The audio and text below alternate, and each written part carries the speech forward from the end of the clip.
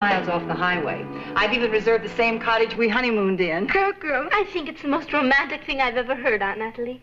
Sneaky-wise, it's great. Sneaky-wise or not, we're turning your father's birthday into a vacation. If he won't take one himself, we're going to take it for him. Pop's a managing editor. Why doesn't he manage to get himself a vacation? Because something always comes up. But this time, we're not giving him a chance to say no. We're going to keep this a complete surprise. I'm packing the suitcases and shipping them on ahead. I've arranged for the cabin, the boat. We forgot the fishing license. You're right. Can you pick one up tomorrow after school? Sure. I'll spring for it with my own loot. It'll be my contribution to the birthday bit. You know, he still talks about the speckled trout he caught on our honeymoon. Come to think of it, that's all he talks about. Red light!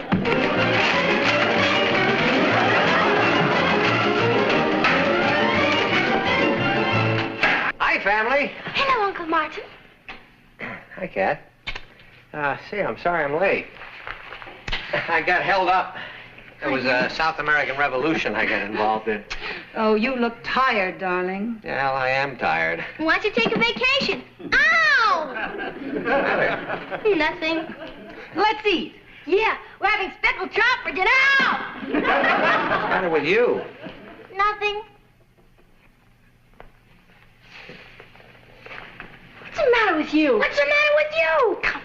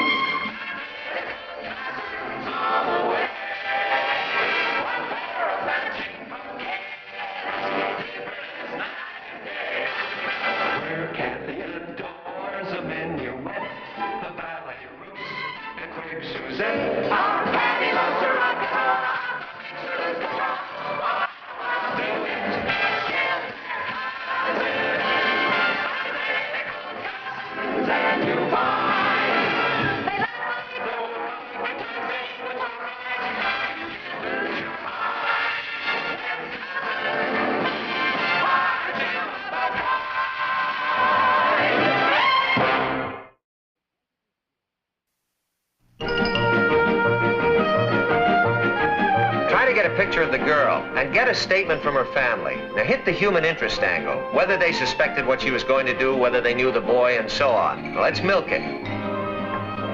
I'm going to do an editorial on it. You send your copy in as fast as you can. Right. World caved in yet? It's caving, JR. Did you see this? 14-year-old girl in New Jersey eloped with a folk singer. Oh, that's terrible. Folk singer. Do you realize the increase there's been in teenage marriages in the last 5 years? They're up over 30%. Well, that's not too bad, considering there's been over 100% increase in folk singers. Kids today think of marriage as a kind of a game. They take on responsibilities they're not equipped to handle emotionally, mentally, or economically. Sounds like an editorial. That's exactly what it is. And I'm not going to blame the kids. I'm blaming their parents. Well, I'll see if the mayor has any comment on it. I'm having lunch today at City Hall.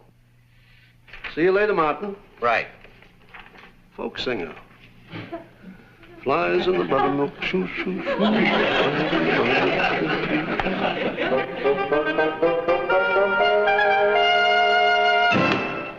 There you are. One fishing license. Thank you. That'll be $3.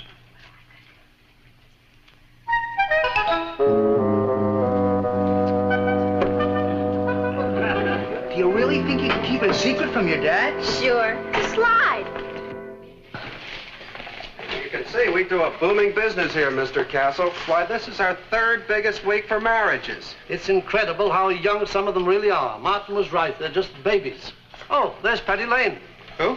My managing editor's daughter. Excuse me, I must say hello. Patty? But you know the father figure. If he got wind of this, he'd kill it. He doesn't believe in it. Do you want me to keep the license for you? No, I have a place to hide it. Hey, how about the honeymoon cabin? It's all set. We'll zip up Saturday, we'll use Hodad's heap, and we'll tell him we're just going for a little spin.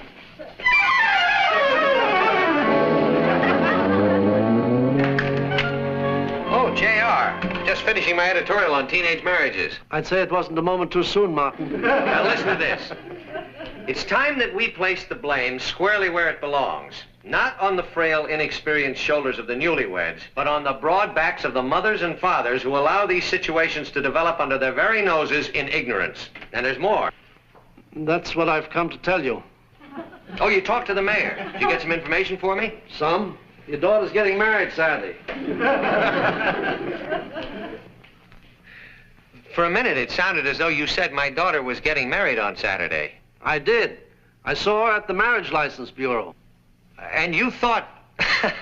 Well, Patty was at the Marriage License Bureau. She was probably there with a friend. She certainly was, and I heard him advise her to hide the marriage license at the honeymoon lodge until they got there on Saturday. And if you're her dad, they're using your heap to get there. That's true. I'll put a stop to it, of course, but... Oh, in my opinion, that would be a most unfortunate approach. You have a better suggestion? Well, I've had some experience in these matters.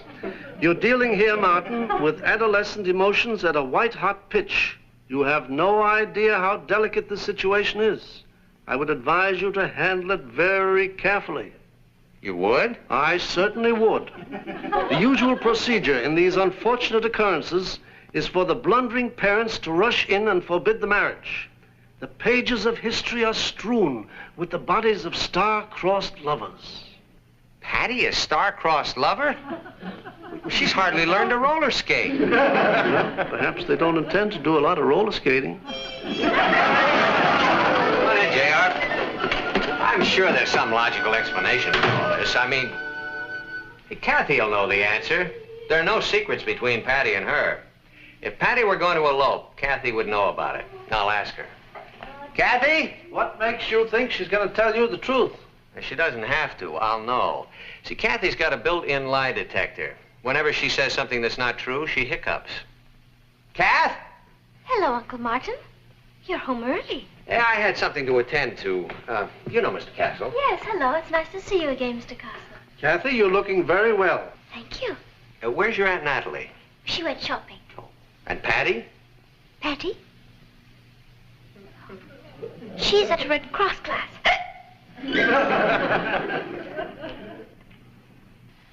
Excuse me. Kathy, is she alone? Who? The girl we're talking about, your cousin Patty. Oh. Yes? Did Patty say anything to you about any special plans for Saturday? Saturday? Yeah. No.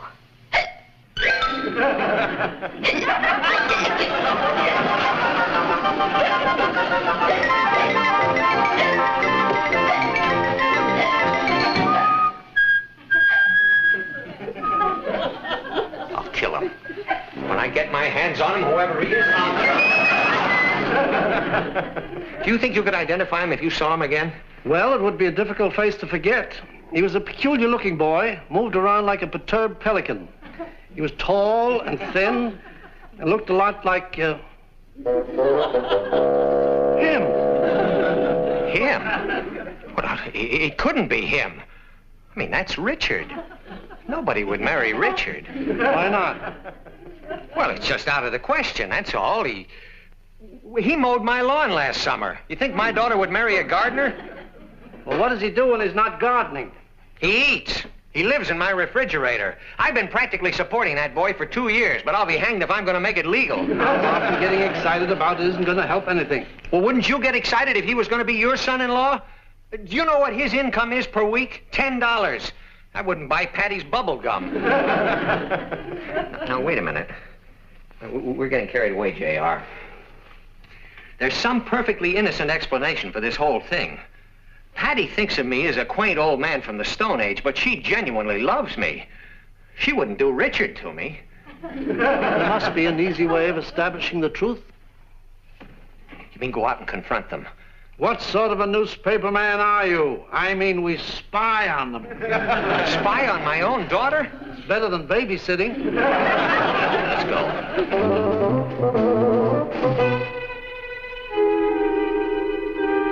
I'd love to see the Speaker of the House when he makes the scene. He'll have to scrape him off the moon. What do they say? That I'm due for a big shock. You know, We should be halfway there by the time Pop knows he's been had. Any questions? If he weren't so stubborn, we wouldn't have to do the sneaky Pete bit. This will kill poor Natalie. Patty, did you get the license? Check. Yeah, you should have seen the line. Looked like everybody in town was doing it. I paid for it with my own money. Isn't that right, Richard?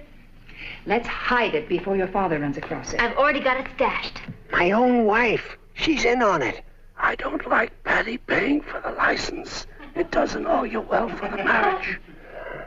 I've arranged with Mr. Landers to mail the key to the cottage and to the boat. Now, tomorrow, you get the suitcases out of the garage without your father seeing you, and I'll start packing. Snap time. I'll help her. You know, I can't wait for Saturday. I wish you were here already.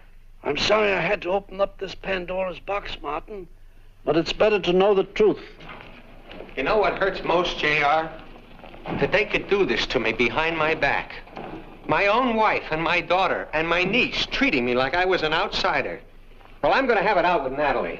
In my opinion, you'd be making a terrible mistake. Why?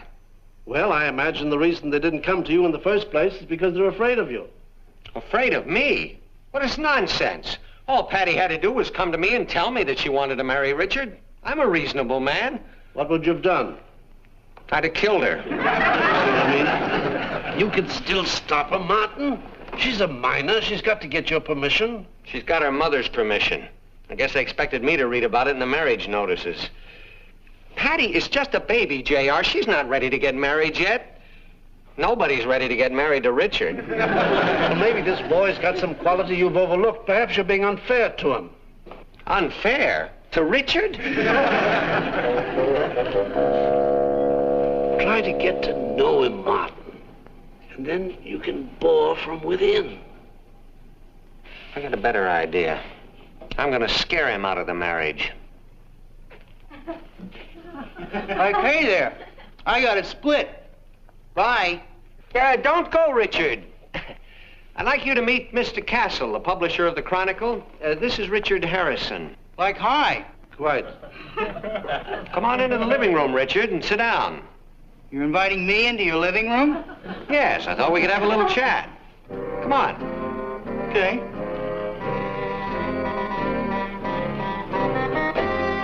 How do you do, sir? How do you do? Make yourself comfortable. You know, we've never really had a chance to get to know one another, Richard. I suppose that's my fault. Yeah. The point is that I think it's high time we did get to know one another. You know, man to man. This isn't going to be the birds and the bees bit, is it, Mr. Lane? The birds and the bees bit? Because my father image and I already ran that. I don't know much about your family, son. You don't mind if I call you son, do you?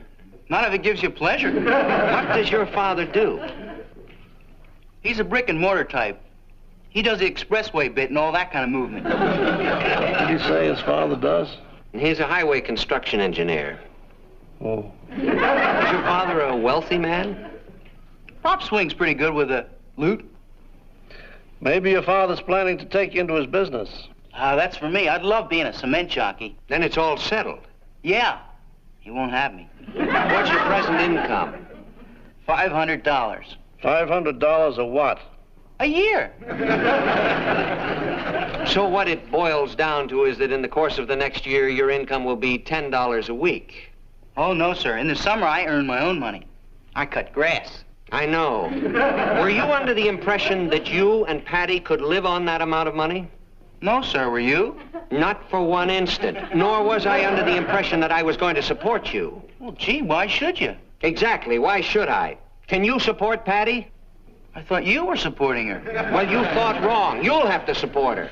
I will? You know, getting married is a major responsibility at your age. It sure is. Well, I want you to think very seriously about it. You mean about me and Patty? That's exactly what I mean. Oh, sure, if that's what you want. Well, I'm glad we had this little chat. So am I. Thanks a lot, Mr. Lane. I sure had you figured all wrong.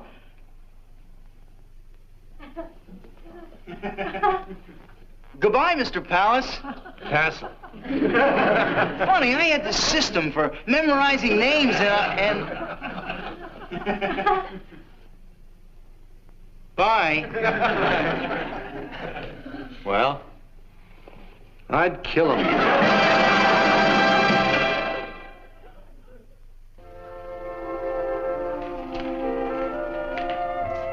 You know, you haven't said 2 words all evening. Still worried about South America? North America. Well, I'm glad you were able to get home early this afternoon. So am I. I wish your work didn't put you under such a terrible strain, darling. I imagine everybody around here's been under a terrible strain. We've been worrying about you. Oh, I'm sure you have. Well, perhaps one of these days you can get away and take a little vacation.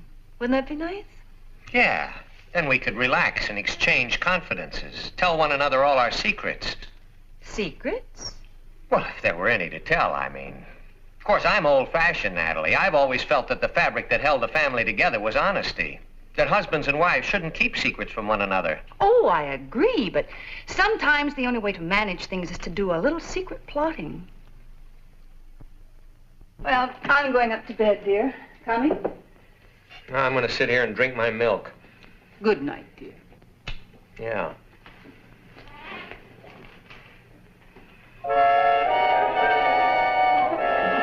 Over my dead body.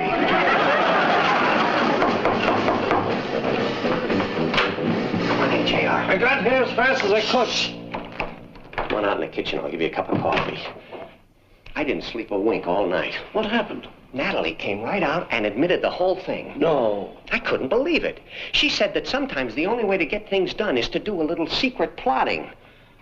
It's frightening that you can live with one of them for nearly 20 years and not really know them. You must prevent this marriage at all costs. You were the one who was telling me that there might be something to that boy. That's right, there is, and I've seen it. You must prevent this marriage at all costs. Not all the bodies of lovers that are strewn through the pages of history. That might not be a bad solution. There isn't a jury in the world would convict you. I can't tell you how much I appreciate your coming over here and giving me your moral support, JR. Anything I can do, old boy? That's probably the minister. How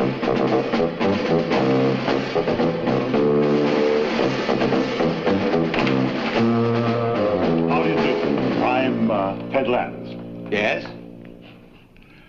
I brought the keys to the cabin. The honeymoon cabin? Yes. I was going to mail them, but Mrs. Lane told me how top secret it was, so I decided to bring them myself. You've made a brilliant secret agent. Thank you. I told Mrs. Lane how lucky she was. It was the last cabin on the lake. Oh, and here's the key to the boat. I think you'll find everything satisfactory up there. Did they get the license? Oh, yes, they got the license, all right. Good, good. We wouldn't want any trouble on that. They're very strict up there. Oh, it's a beautiful place. Quiet and secluded. Are you fond of secluded, quiet places, Mr. Landers? Me? Oh, my, yes. Well, that's fortunate. You may be spending the next 7 years in one. The kids you rented that cabin to are underage. Kids? Underage? Why, Mrs. Lane didn't say anything about... I'm telling you. Well, thank you, gentlemen. The honeymoon cabin is no longer available. Don't forget the key to the boat. Good morning. That takes care of their honeymoon plans. Well done, Martin. And while I'm at it, I've got another little spike to put in Cupid's quiver. I'm going to make sure that Hodad's heat is unavailable. Honeymoon cabin at the lake, nice secluded spot. I know Patty is a rebellious child, but Richard is ridiculous. I beg your pardon? Oh, is this a Sunset Garage? Now, this is Mr. Lane. Say, Eddie wanted to do some work on my transmission. I told him I was going to need the car. Well, I've changed my mind, so tell him he can pick it up anytime he wants. No, he can have it over the whole weekend. We're not going anywhere. Thank you. They can't go anywhere without a heap. Car. Oh, brilliant, brilliant, Martin. These are the heaviest empty suitcases I've ever seen. Why don't we just take them in through the front door? Because the parent hasn't gone to work yet. Mama doesn't want him to see him. Now for the last step. What's that? I'm going to disable the groom. Think of 3 3-day vacation be long enough for your father? What do you mean? Have you talked to him lately? He's driving himself into Flipsville. What'd he say? Just what do you think you're doing? Fixing the window. Borrowing water.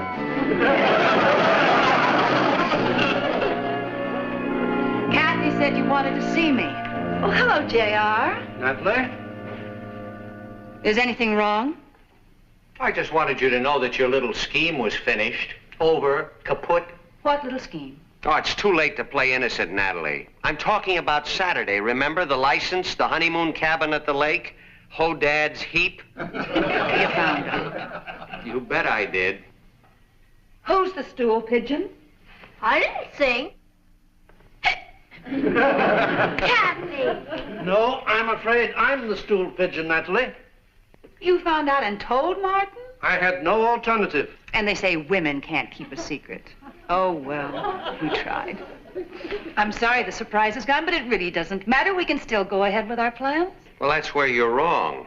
I've canceled the honeymoon cabin and the boat and sent the Heap in for repairs. Martin, that was the last cabin. I know. And he handled it beautifully. How could you? I thought you'd love it. Did you really? Well, you thought wrong. When my only daughter gets married, I'm not going to have her sneaking off with someone behind my back. Would you mind repeating that? Patty is not getting married this Saturday or any other Saturday. At least not for a few years. So your little scheme didn't work. Oh, you found out that Patty was getting married. I sure did. Oh, well, we tried. Oh, yeah. I didn't. It's always a fatal mistake to underestimate one's adversary. Oh, I can see that now, Martin. I should have let you in on Patty's marriage from the beginning. Would have been nice. I thought I covered all my tracks. How did you get onto it? I saw them buying the license. Oh, that explains it. Imagine. Little slip like that. And now one last thing. Let's destroy that license. Mom, how are you going to let him He's break done up? everything else. Give him the license.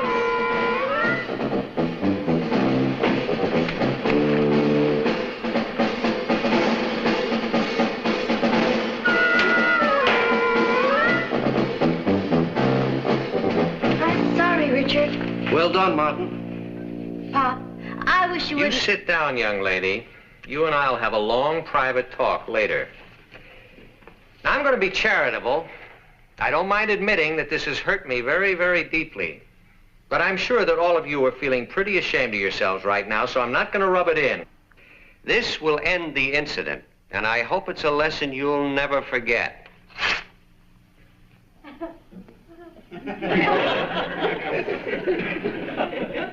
This is a fishing license. It's made out to me.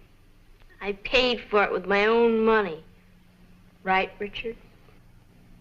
What for? For you to catch your speckled trout with, the way you did on our honeymoon. You mean that this is the license that Patty and Richard... We wanted you to have a vacation at Lake George for your birthday. The cottage is the same one you and I had for our honeymoon. Well, I think I'll be pushing along now. By the way, Martin, why don't you take the weekend off? Do you good. Happy birthday.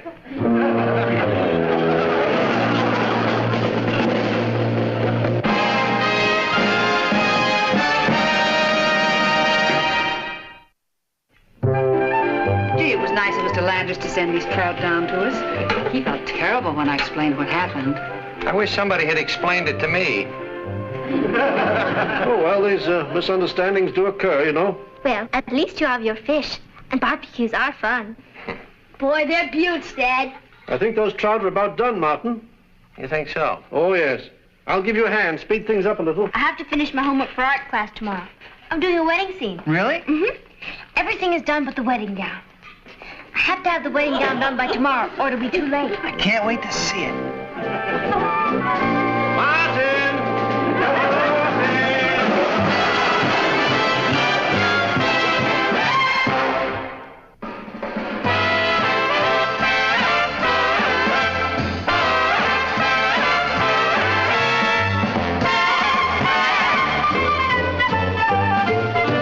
Miss Kathy, who's lived most everywhere, from Zanzibar to Berkeley Square. But Patty's only seen the sights a girl can see from Brooklyn Heights. What a crazy pair! But they're cousins, identical cousins, and you'll find they laugh alike, they walk alike, at times they even talk alike. You can lose your mind when cousins are two. Who's calling? The overseas operator? Oh, she's right here. Oh, hold on, operator. Don't go away. I'll get her. Okay. Kathy, it's for you. Thank you, Betty. It's your father in Paris. Hello? This is Kathy Lane. Hello, Father. I'm wonderful. How are you? I miss you, too. Aunt Natalie and Uncle Martin are treating me wonderfully. They're fattening me up. You, too. Here's Patty. Hi, Uncle Kenneth. You should see Kathy. I'm making a real swinger out of her. Here's Mom. Love ya. It's Uncle Kenneth in Paris. Hello, Kenneth. Oh, everything is fine here. Kathy looks wonderful. I hope you can come and visit us soon. Here's Ross. Goodbye. Hi, Uncle Kenneth. Did you hear the funny story about the man Write who... it to him, son. I'll write it to you. Say hello to the Eiffel Tower for me. Bye. I was talking to France. Oh, boy. Hello, Kat. This is a pleasant surprise. How's my favorite foreign correspondent? I'm fine. Martin, how's Kathy? She's wonderful. She and Patty are confusing the whole neighborhood. Reminds me of our youth. The twins bit all over again. Oh, by the way, Aunt Pauline just paid me a visit. You poor devil. She's on her way to see you. What? I just put her on a jet for New York this morning. She's stopping off at your house tonight for dinner. I thought you'd like to know. Thanks a lot. Aunt Pauline is going to have dinner here tonight. You may not find the old girl in a very good mood. We had our annual argument just before she left. Let me talk to Kathy again. Goodbye, Ken. And here's Kathy. Daddy? I just wanted to say goodbye, Kit Kat. I loved your story from Yugoslavia. Hurry up and finish school and get back over here. I miss you like the devil. I miss you, Ted, more than you miss me. Goodbye, Kit Kat. I love you. I love you, too. Bye, Daddy. I wonder what time Aunt Pauline's arriving. Father has talked a great deal about Aunt Pauline, but I haven't seen her since I was a little girl. Now, I admit that Aunt Pauline is a little eccentric, but we have to remember that she's all alone in the world. We're the only family she has. Yeah, and she's worth $1 million. That's neither here nor there. I wish it was here. I'm not supposed to know, but Aunt Pauline willed her money to a foundation for sailors' widows. So you're going to be nice to her for her own sake. Will you send me away to camp, please? No, I will not.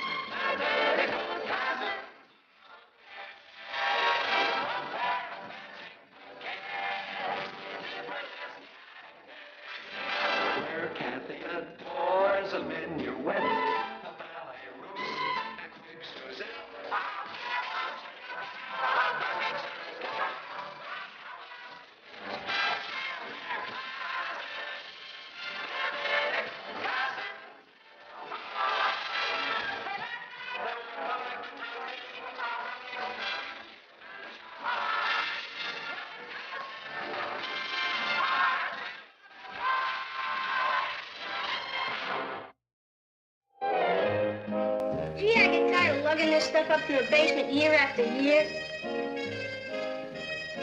It makes Aunt Pauline happy to see the presents she gave us. Then why do we put them back in the basement when she goes? Do you want to live with it? I live with you. It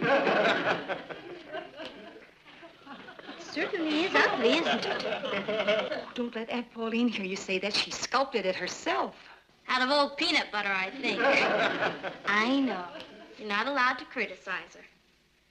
Sometimes she gets me so mad. I just hope I don't lose my temper. You better not, young lady. Okay. Father and I used to have a code. If either of us started to lose his temper, we'd say it's tea time. T is for temper. Cuckoo. It's quite effective. It's about the same as counting to 10. Got it. It's tea time. It's tea time. She's here. Patty, you're up at this, behind the couch. Crazy.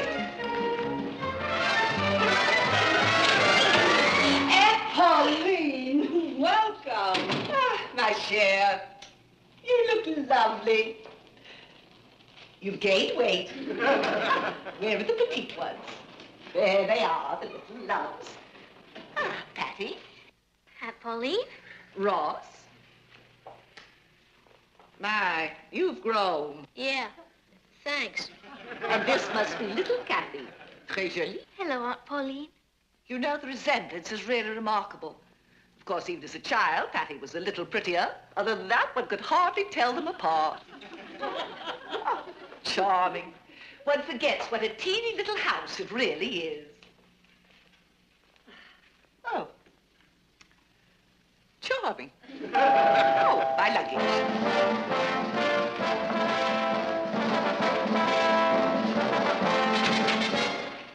Just set it right there, Arthur. Kenna didn't say anything. Oh, it's going to be so nice to be in a real home again. Hotels are so outrageously cher, and that means expensive. Yes, I know. J'ai étudié à la Sorbonne, quand mon père travaillait au journal à Paris. I loathe show-offs. I'm afraid with all that luggage, I'll have to have the large bedroom. I hate to put you and Martin out, dear. Oh, don't worry about it. We'll move into the girls' bedroom. And we can move to a hotel.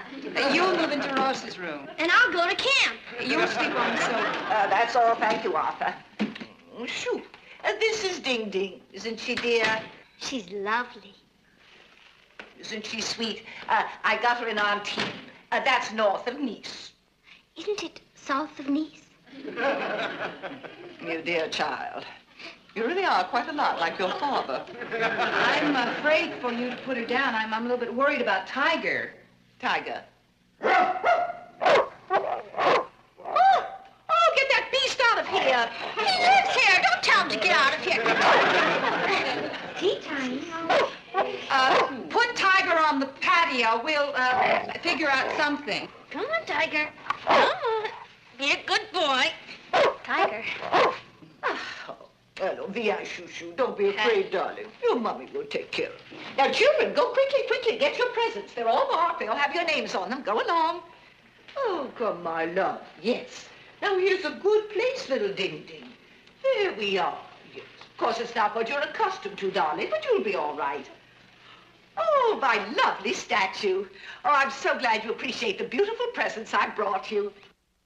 Well, come along, children. Come on, open your presents. This time I've outdone myself. I brought a glockenspiel for Martha. This is my musical year. Oh, you can't imagine how heartwarming it's going to be to think of you all sitting around the fireplace here playing when I'm far away. Oh, I'm afraid I didn't bring anything for you, Kathy. Oh, I don't mind. Kathy plays a wild piano. Well, I'm surprised you ever had the time to learn, the way your father drags you around the world. Well, that wasn't Father's fault. When you are a foreign correspondent, you must go where they send you. Why don't I get on with dinner? I have a wonderful roast in the oven. Just take it out. You're not to lift a finger. I'm going to do the cooking. Oh, that's very sweet of you, Aunt Pauline, but No, don't thank me. Only keep the maid out of my way. We don't have one. Oh, well, de nada. The kitchen is out of bounds for you, Natalie. Now, while I start cooking, why don't you go and take your things out of my room? And take these along with you. Now, come on, children, come on. Patty, I want you to go to the grocery store for me. I'll make you a list. And Ross, come on, I need something from the drugstore. And you too, Kathy, come along. You can help us. It's tea time. It's tea time. Hi, darling, I'm home. Did Aunt Pauline arrive? like a tank battalion. Going out? Don't tempt me. Oh. Where is she? In the kitchen, cooking dinner. My kitchen is out of bounds to me. Aunt Pauline is cooking dinner? She insisted. Do you know, that's rather sweet, really. She's starved for a home of her own, so she's trying to make this her home. She's doing a bang-up job. Our bedroom is out of bounds, too. What? She's in, we're out. You mean she's moved in here? That's right. Oh, now, wait a minute. If she thinks she can come in here... Martin, you said it yourself. Aunt Pauline doesn't have a home of her own. We're all the family she has.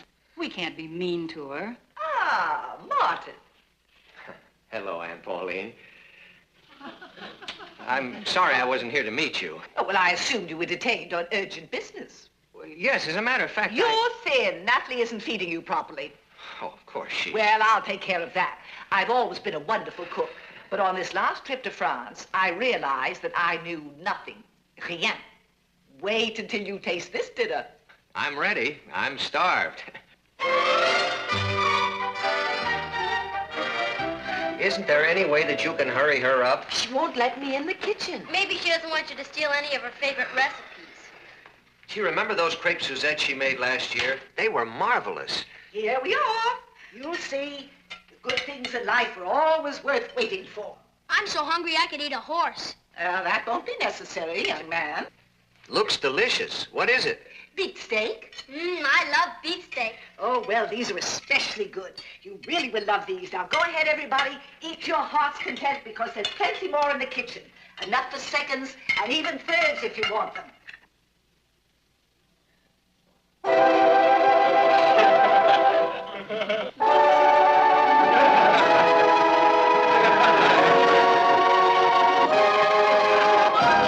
What did you say this was? Beet steak. Steak. Yes. Isn't it delicious? And for dessert, I'm making a walnut souffle. Come along, come along. Eat it, it's delicious. Waste not, want not.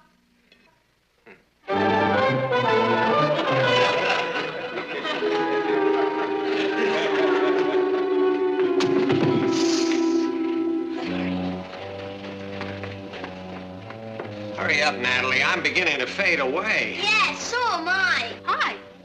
Welcome to the club. What are you doing up in the middle of the night? Same as you, trying to stay alive. Hello, Tiger. Good boy. Has he been fed? Yes, don't tell Aunt Pauline, but we gave him some non-vegetarian dog food. This is ridiculous. I'm starving to death in my own home. Darling, what would you like? Food. Glorious food. I think I'll start with lamb chops and work up. I want a hamburger. I'd like some sausages. That's what I want. Lamb chops, hamburger, and sausages. Oh, it's you. I thought perhaps it was a burglar and I hurried right down. Aunt Pauline. Uh-huh. I caught you.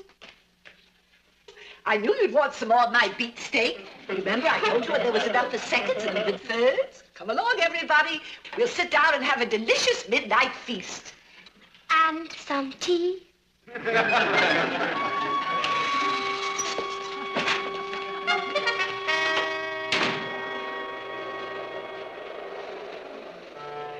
Anybody home?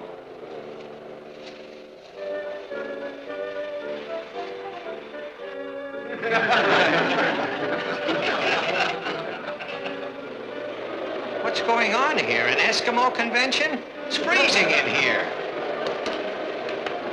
No use closing the windows. Aunt Pauline will just open them again. She learned it from a doctor in Newfoundland. They never catch colds up there. Well, then let her go to Newfoundland. This is ridiculous. She's your aunt, not mine. Why didn't that blow away? Dear me, it's getting stuffy in here. Oh, Martin, you're home. Am I? I'm not sure anymore. You know, I think it's time that we have... Tea time. Tea time. I think it's a lovely idea.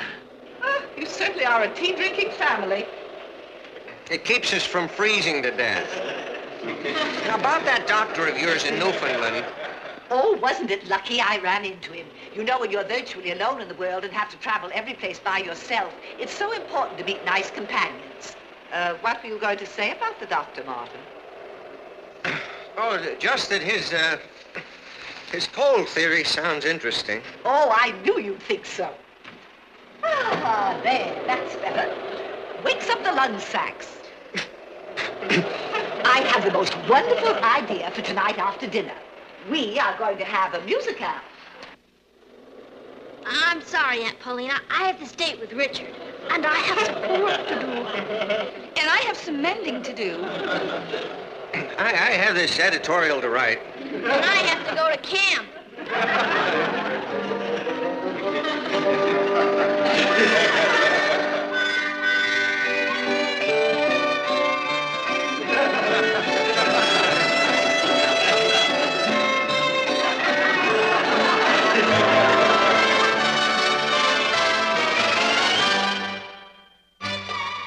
Thank you, Kathy. I told you to leave the dishes for me later. Oh, there weren't very many, Aunt Natalie. I'm going out shopping. What would you like for dinner? Carrot steak or spinach pie? I think I'd like... I know. Neither would I. It won't last forever. I know she's difficult, but she's our only aunt, and we can't turn her out, can we? Or can we? I've noticed that most of Uncle Martin's conversation the past few days has consisted of tea time. She's quite a woman. I'm really very fond of her. Father has talked to me about her for so long, and yet there is no real way to prepare one for Aunt Pauline. You miss your father, don't you? Very much. In a way, having Aunt Pauline here makes me feel that Father is closer. I mean, she is part of his family, isn't she? I think I'd like spinach pie for dinner. You know something? I not only love you, I like you.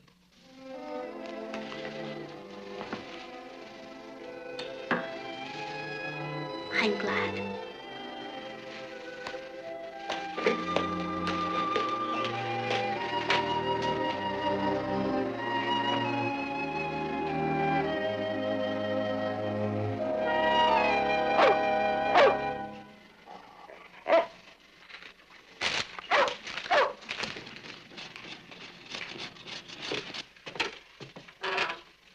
There you are, Tiger. There you are. That's very unsanitary, Kathy. Dogs can give you hydrophobia. Oh, not Tiger. He's a sweet dog. He would never hurt anyone. You're an argumentative child, aren't you? I don't mean to be, Aunt Pauline. I'm sure you don't. It's just the way you've been brought up. Or should I say the way you haven't been brought up? I didn't mean to be rude. The one thing I will not tolerate is insolence. But knowing your father, I'm not surprised. I think it's disgraceful the way you've been reared, dragged around the world like some nomad without any home or roots. That wasn't Father's fault. When Mother died, he wanted me with him. And I wanted to be with him. Well, that's no way for a young girl to live, hobnobbing with those ruffian newspaper men. They're not ruffians. They're very nice. I think I know a little more about it than you do. Father and I have always been very close. It was terribly difficult for him to decide to send me here to live while he's traveling so much. Well, he had no alternative. It's very inconvenient for an attractive widower to have a teenage daughter around. That's a horrible thing to say. Well, I'm a woman of the world, and your father always was a mouton noir, a black sheep. Because he won't kowtow to you? My father is the finest man I've ever known. Old moneybags. Old moneybags? So that's what he calls you. He says you have a money bag for a heart and tinsel for a brain.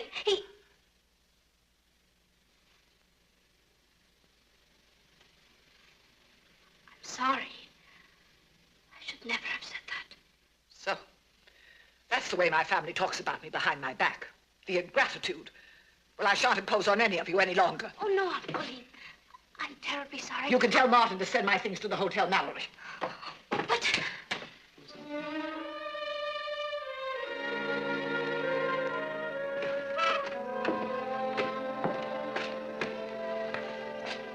Kath, dinner's ready. I'm not very hungry, Uncle Martin. Now, don't blame yourself for what happened, Kathy. She had no right to attack your father. And I had no right to be rude to her. I simply lost my temper. I was horrible, Uncle Martin. Wish I'd been here. Where will she go? Mexico City, I suppose. Now, don't worry about it, Kathy. She's pretty tough. She'll be back next year. No, she won't.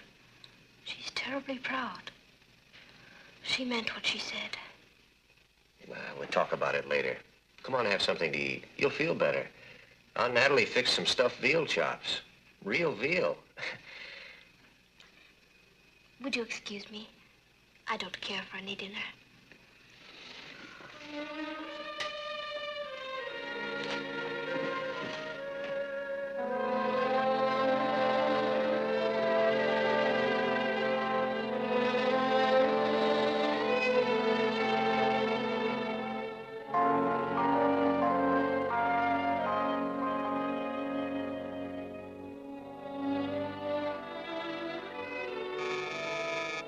There you are, Ding Ding. There's your dinner now. Come in.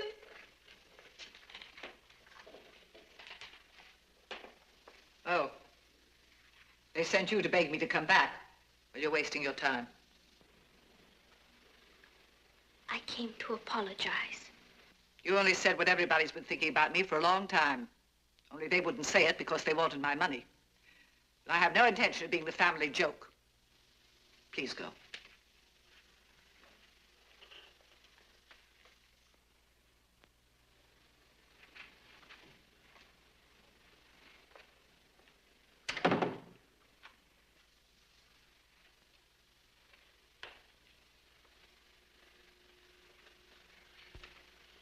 You're wrong, Aunt Pauline. I don't blame you for being angry. What I said was thoughtless and rude and unforgivable. But please don't punish them because of me. They need you. You mean they need my money? They don't care about your money. They've known about the Foundation for Sailors' Widows for years and years. It's you they need. I believe the reason you act the way you do is because you're lonely and you want attention. Then, when people pay attention to you, you get angry because you think it's your money they're interested in.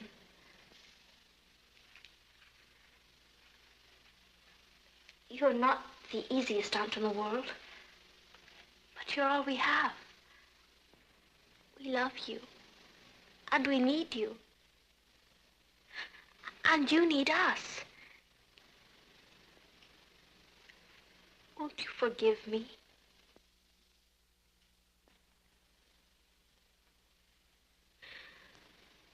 I'm sorry. Goodbye, Aunt Pauline.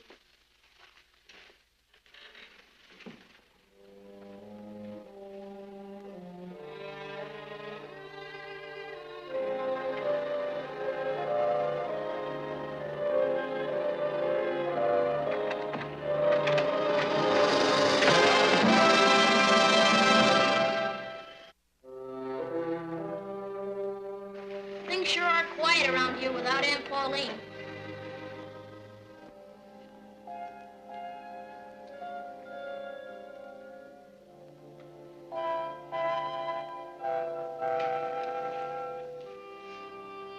Patty, you want to warm up your zither? Natalie?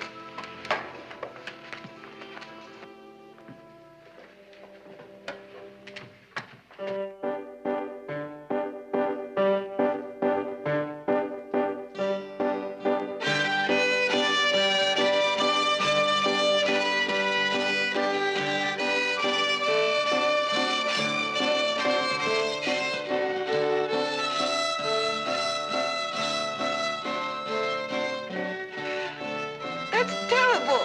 What's the matter with all of you? Where's the rhythm? You have no sense of rhythm.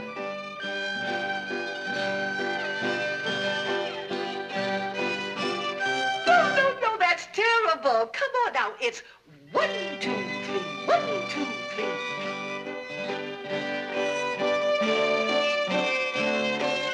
Candy child, what's the matter with you? Don't you know the difference between a B and a G flat?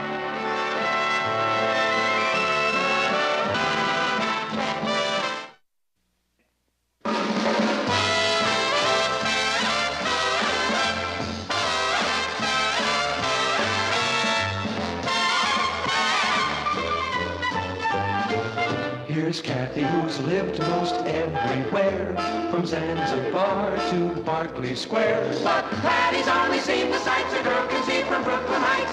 What a crazy pair, but they're cousins, identical cousins, and you'll find they laugh alike, they walk alike, at times they even talk alike. You can lose your mind when cousins. That's what I say. What's the difference?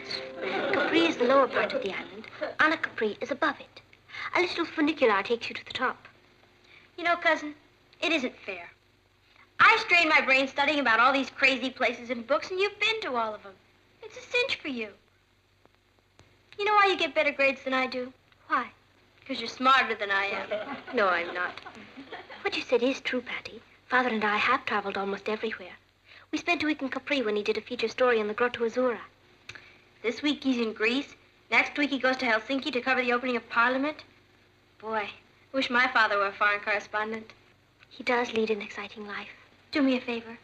When you finish school and go back to Europe to join your father, take me with you.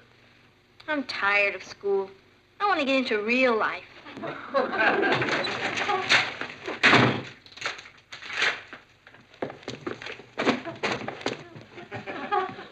Expecting an Indian raid? Are you in some kind of trouble, Ross? Boy, am I. You Welsh on your gambling debts and the syndicates after you. Don't open the door. How are we going to find out who it is if we don't open the door? I know who it is. It's a girl. Well, what does she want? Don't ask.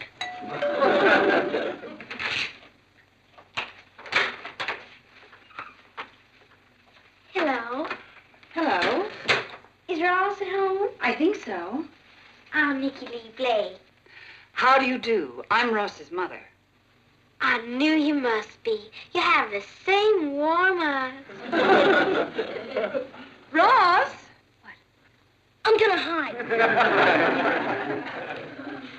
Have you seen Ross? Yeah, not in the last few seconds, Aunt Natalie. He must have gone out again.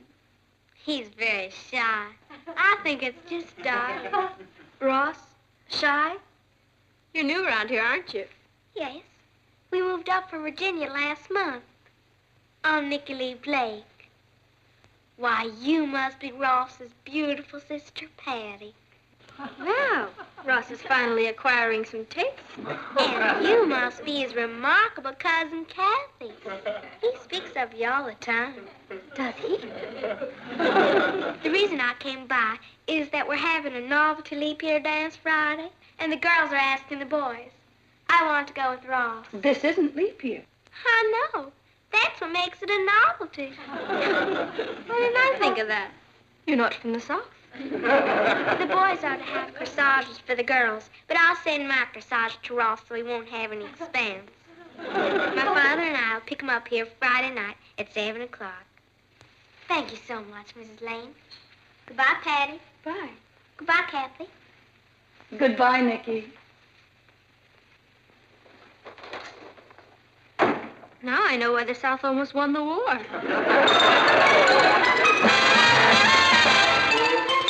Meet Kathy, who's lived most everywhere, from Zanzibar to Berkeley Square. But Patty's only seen the sights a girl can see from Brooklyn Heights. What a crazy pair, but they're cousins, identical cousins all the way. One pair of matching bookends, different as night and day. Where Kathy adores a minuet, the ballet russe, and crepe Suzette. Our Patty loves to rock and roll, a hot dog makes her lose control. What a wild duet, still they're cousins, identical cousins, and you find they laugh alike, they walk alike, at times they even talk alike. You can lose your mind when cousins are two of a kind.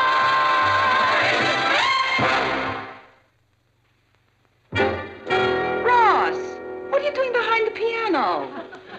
Eavesdropping. Mom, you don't know what I've been going through. She follows me everywhere, and she keeps bringing me all kinds of presents. I'm the laughingstock of PS8.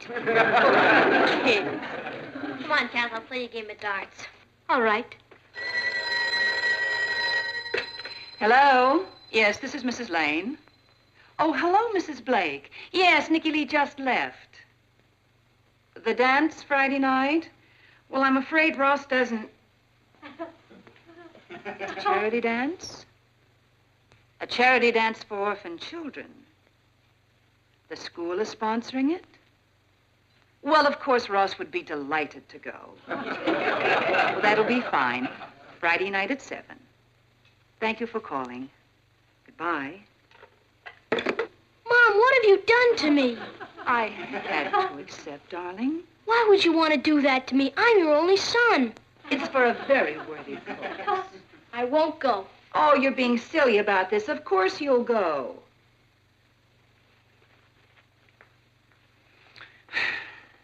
Watch this one. Patty, can I talk to you for a minute? You're in trouble. You robbed the bank, the police are hot on your trail, and you want me to hide you out. He's in here, officer! I want you to talk to Mom and get me out of the dance Friday.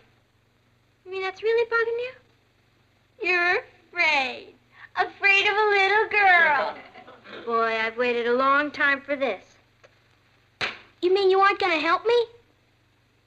Help you? Do you remember the summer you sold mimeographed copies of my diary? And the time you entertained my boyfriends by showing them baby pictures of me on a bearskin rug? And you're coming to me for help? Ha, ha, ha. Okay, never mind. Patty, Ross really seemed disturbed. Come on, stop worrying. It's only a kid dance. Let's finish our game. Perhaps we should have given him some help. Whose side are you on? It's the battle of the sexes. He'll learn all the tricks soon enough. He's a natural-born monster.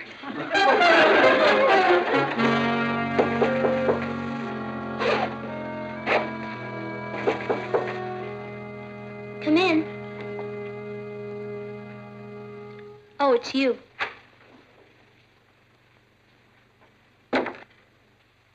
What are you doing? Running away. Do you want to come with me? I can't. I promised to go to a movie with Craig Saturday.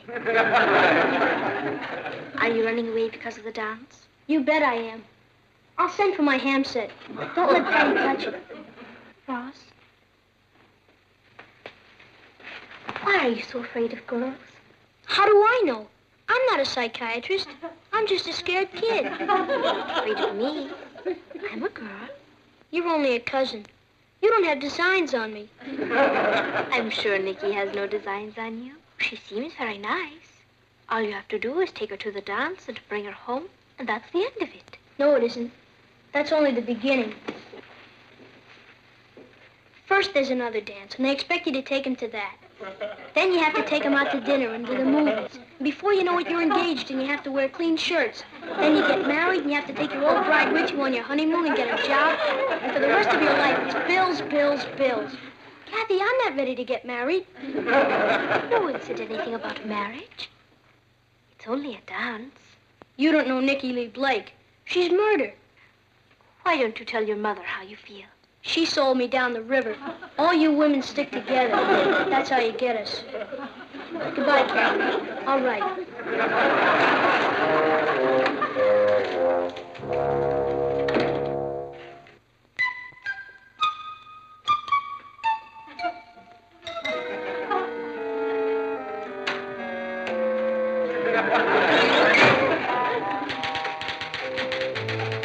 Dad, can I talk to you for a minute? Yes, certainly, son.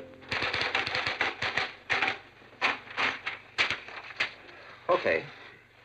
I'm having girl trouble. Oh, I see. Well, tell me about it. To tell you the truth, I can't see why everybody makes such a big fuss about girls. They're nothing. I mean, they don't do anything. They're terrible at games. They're either crying or giggling all the time, and they play with dolls. You're not even allowed to hit them. That's true. Why would anyone want to give up baseball for that? Well, as you get older, Ross, you'll develop more mature interests. Girls will be among them. Not me. I'm never going to get married. You have to support your wife for the rest of your life, and what does she do for you?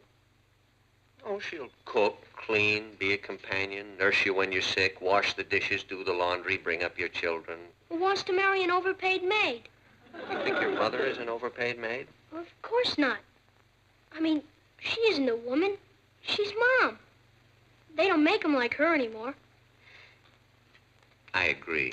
But you know, if you're very lucky, son, maybe one day you'll meet someone a little like her. Promise me you won't get your feelings hurt if I tell you something? Of course not. Shoot. I wish I'd found her first. Papa. It's the Rock Hudson of Brooklyn Heights. Dance with me, Rock. I'm gonna swoon. You think you're so funny? Well, I hate you. What'd I say? What'd I say? Ross is going through a very trying period right now, Patty. 'Cause he's going to a dance? Because he's going to the dance. This is the first time he's ever had a real date with a girl. That's an important step in his life. So he has butterflies. He'll get over it. You could make it a lot easier for him. Me? When I first started dating, he used to tell my dates insanity ran in the family. He told one boy I was a kissing maniac. I tried live frogs in my pocket. Once. Patty, the important time to forget a person's past mistakes is when he's in trouble and needs you. Well, he's not going to get me. Can I borrow a book, please? Sure. Thank you. Patty, do you remember your first date? Do I?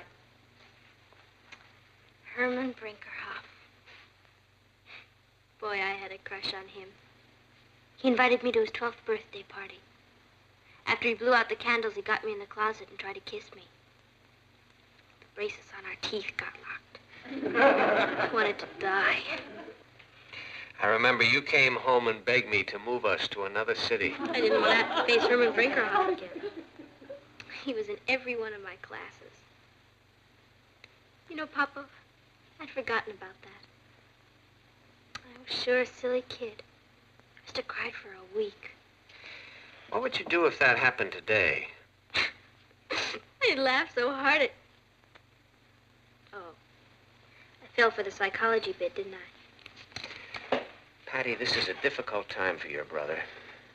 He's discovering a lot of strange new emotions that he never knew he had. That can be very confusing and very painful. Yeah. I still remember the panic I was in the night of Herman Brinkerhoff's party. I didn't want to leave the house. It was like somebody was shoving me over Niagara Falls in a barrel. Your brother is upstairs going through that same thing right now, Patty. What do you want me to do? Will you lend him your barrel?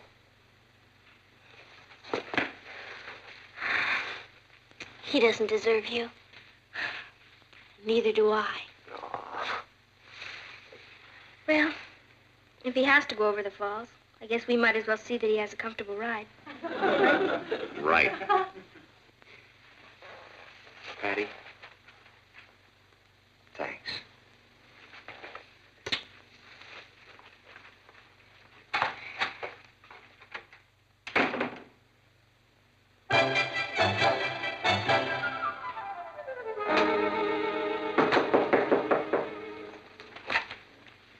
Who is it? Me. Go away. I want to talk to you. Leave me alone. I'm sick. Please open the door, Ross.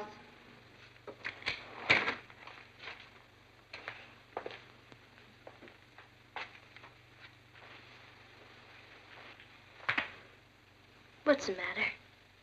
I keep having these dizzy spells. If I could stay in bed for a week, I'd be fine. You're scared about Friday night, aren't you? Of course not. What's Friday night? There's nothing to be scared of, Ross. I don't know what you're talking about. Everybody has to go out on a first date sometime. Why? I don't know. It's just part of the birds and the bees bit. Why can't everyone just leave me alone? It's fun once you get used to it. Nikki seems like a very nice girl. They'll have to drag me all the way to the dance. I was scared stiff on my first date. I didn't have anybody to help me. You've got me. What good are you? Girl. If you're going into enemy territory, you should have a guide. Do you mean it? What do you think big sisters are for? Well, to tell you the truth, I am kind of scared. I mean, Nicky thinks I'm kind of a man of the world. And actually, I haven't had much experience with girls. I won't know what to do with her. It's simple. You'll dance, and you'll talk. Can you dance? No. Can you talk? No.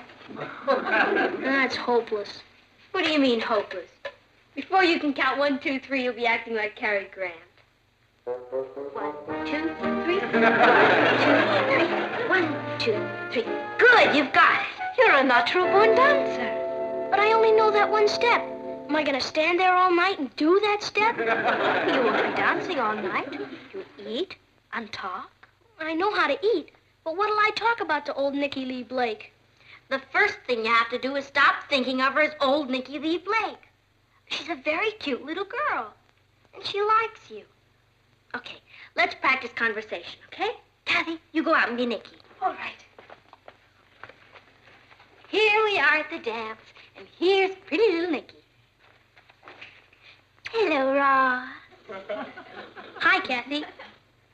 I'm Nicky Lee. Oh, hi. Oh, that'll sweep her off her feet. Can you put a little more enthusiasm into it? Hi. This certainly is a nice party, isn't it? Yeah.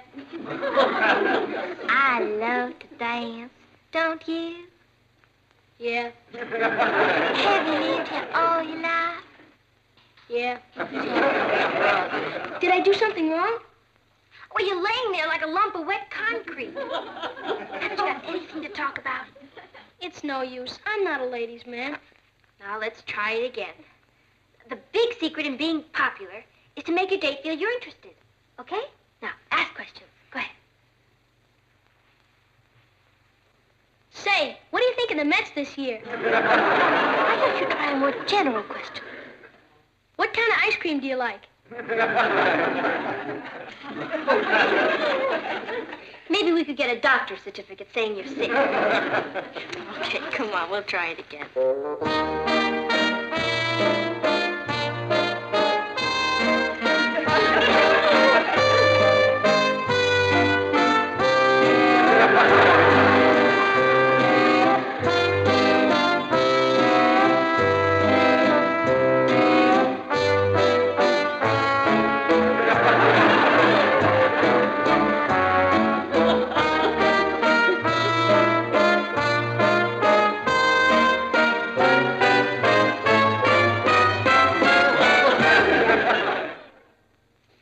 It's almost 7 o'clock. They'll be here any minute.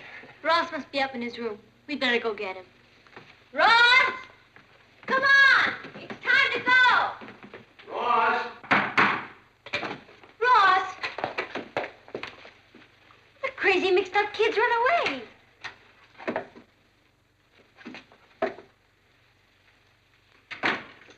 Come on, out. Come on. Please, let me go. Let me go. Get him. Ross, what were you doing under there? I lost one of my marbles. What an opening. Look at what you've done to your nice new suit. Mom, feel my forehead. I have a high fever.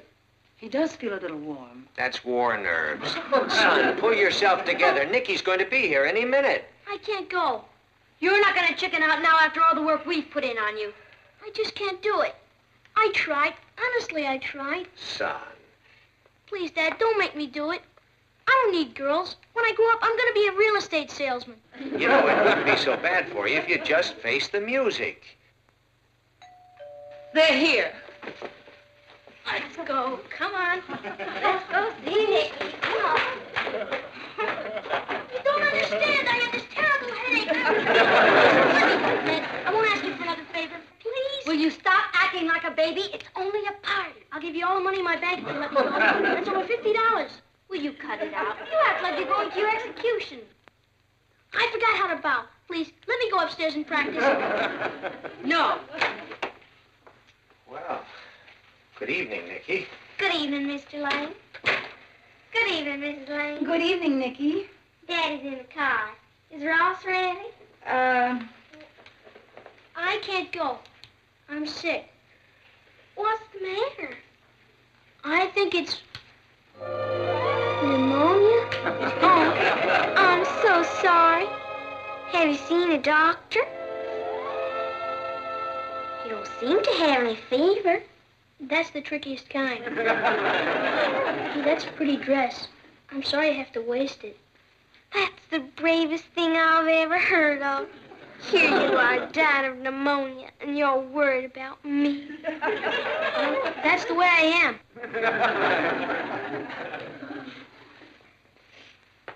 I used to get colds when I was younger. I had one after another. They stopped when I had my tonsils out. I had my tonsils out, too. They gave me ether. Really? I had ether, too. I was a terrible coward about it. You must have been very brave. I guess so.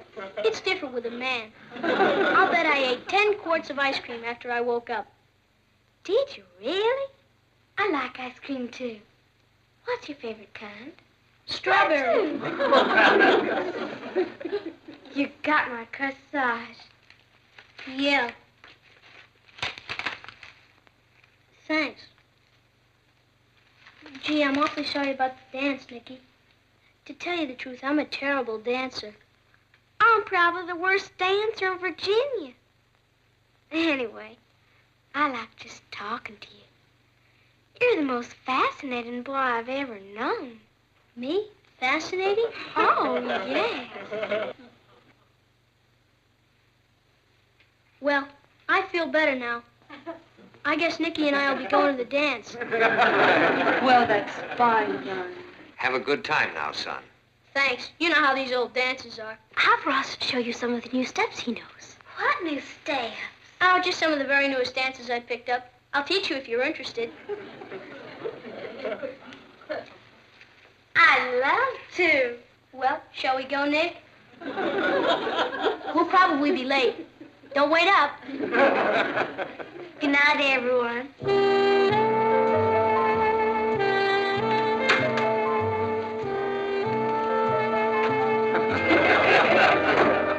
you see him? He was debonair. He's a natural-born lady killer.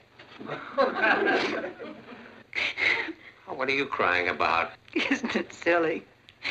I feel as though I've lost him.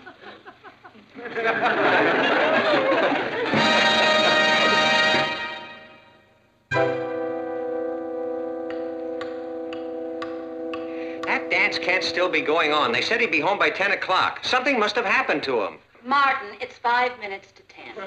Oh. Well, then my watch is fast. I wasn't too nervous. He's here! He's here! Martin, let's not all descend on him like a bunch of mother hens. What are you talking about? I was just going to bed. Night, girls. Night, Papa. Good night, Uncle Martin.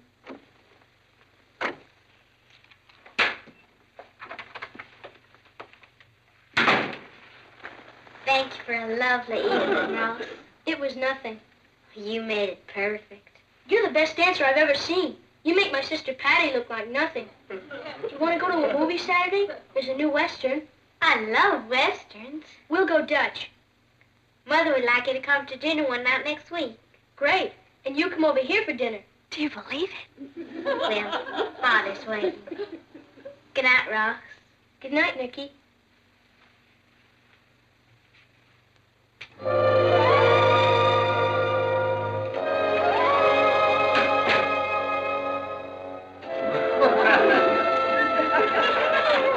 Hi, Kat. Hi, Sis. How was the party? Okay. You know how dancers are. You've been to one, you've been to them all. How'd you get along with Nicky? She's okay, I guess. I see. Well, I'm gonna hit the sack. Good night, Kathy. Good night, Ross.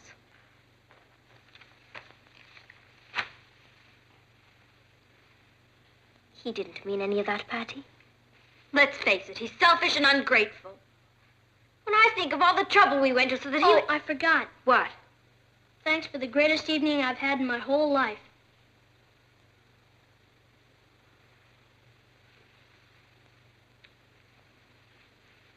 Good night, Ross.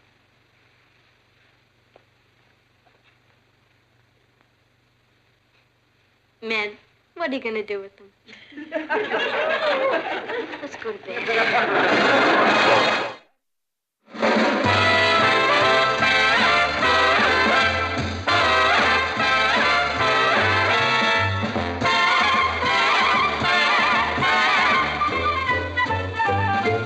Here's Kathy, who's lived most everywhere, from Zanzibar to Berkeley Square. But Patty's only seen the sights a girl can see from Brooklyn Heights.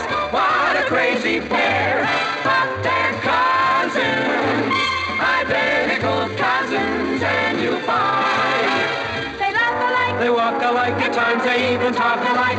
You can lose your mind when cousins are two. You've lived in Europe too long, cousin. Time you got acquainted with some of our swinging American customs. What does one do at a slumber party? Everything but slumber. Oh, boy. Mom, tell him. Ross, these are for the slumber party. Can I join the party? No. If you step 1 foot out of your room tonight, I'll clobber you. Who wants to watch a bunch of crazy girls in pajamas anyway? You've seen one, you've seen them all. Mom, couldn't you put them up for adoption? Gee, they look good. Maybe I could have the gang over for a cookout Saturday. Well, I don't know why not. Because my girls' club is meeting here Saturday. Oh. Maybe the Saturday after that? Oh, I'm afraid my civics club is meeting here, but we'll find a day for your cookout. Sure. Will you please get out of my way? Who are we expecting, the 6th Army? The 8th. Do you want to play a game of chess, Dad? You don't play chess. You could teach me. I'm a quick learner. No, not tonight, son. Then will you watch television with me? Yeah, I've got some reading to do. Sure. Well, I guess I'll go to bed. Have a nice party. Gee, I wish there was someone in the family younger than me so I could pick on them. Oh, leave me alone. They're here. Mom. We're going. Wish I knew how customs like this got started. Make it a lot easier to help stamp them out.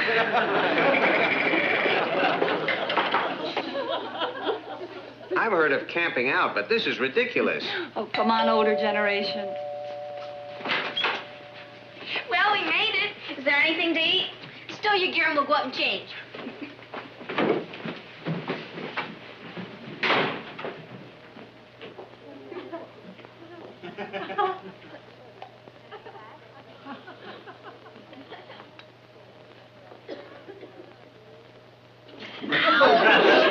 Get out of here, you Benedict Arnold. What'd you do that for? I was walking in my sleep.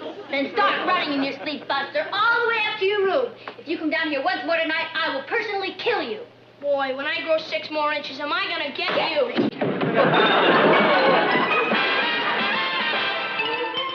Meet Kathy, who's lived most everywhere, from Zanzibar to Berkeley Square. Kathy's always seen the sights a girl can see from Brooklyn Heights. What a crazy pair.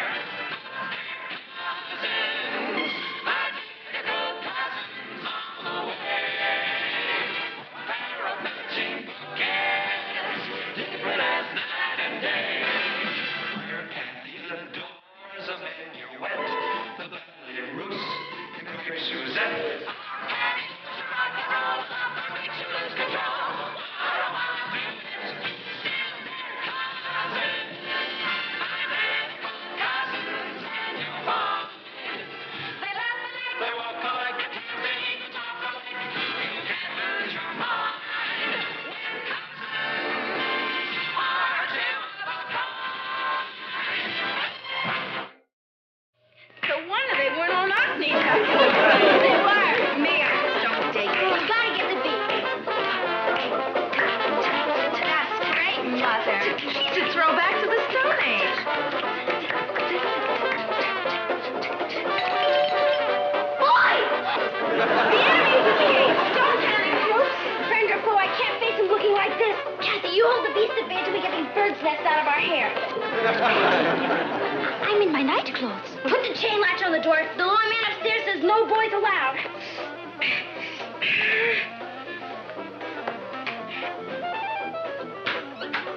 Hiya, Kathy.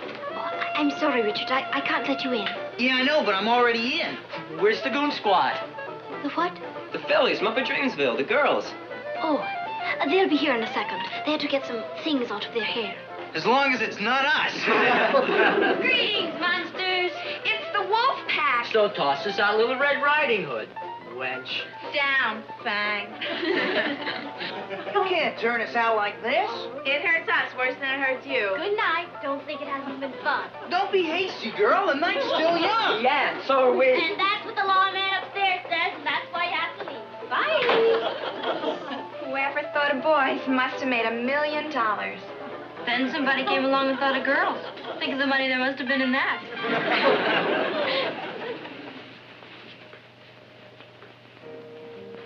I'm famished. Boys give me an appetite. Do you think our parents ever went to slumber parties? They didn't have them in medieval times. Can you picture our history teacher at a slumber party? Oh, Tuttle the Terrible. I can't picture her doing anything. She was born an old maid. The trouble with Miss Tuttle is that before she gets through with it, she makes certain that history is dead. Miss Tuttle could make Roman history sound a little more interesting. I mean, she was there. Hey, you know who's a snap? Mr. Henderson. Give him the big toothy one, and it's an automatic B at least. Oh, I wish those boys didn't have to go. Speaking of boys, how about that absolute dreamboat in our chemistry class? That new boy, Paul Martin? Mm. He's really all time. But you have Richard. Oh, Richard's all right. But Paul has that certain something that Richard hasn't. I know, a new car. No, it isn't that. I mean, Paul seems so worldly. Wonder what it'd be like to kiss him. Why don't I find out and let you know? Maybe I'll find out for myself. Say what? Me, I just don't dig it. You gotta get the beat. Natalie, are you awake? Yes, are you? No, I'm talking in my sleep. Do you know what time it is? Don't tell me. It's 3 o'clock in the morning, and those kids are still awake down there. Well, of course, they're having a slumber party. Somebody must explain that to me sometime. Do you remember the block parties we used to have when we were kids? That was different. Oh? Oh, I was expected to be asleep by 3 o'clock in the morning. Don't you think we're being too permissive with Patty? Of course not. I told her she couldn't have a slumber party.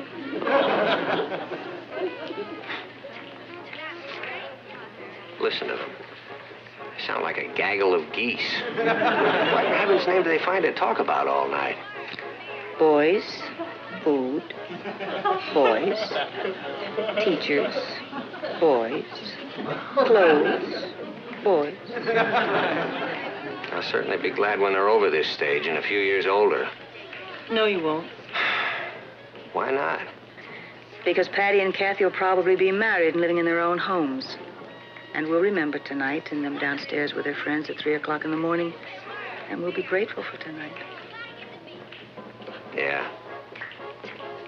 Can't win, can you?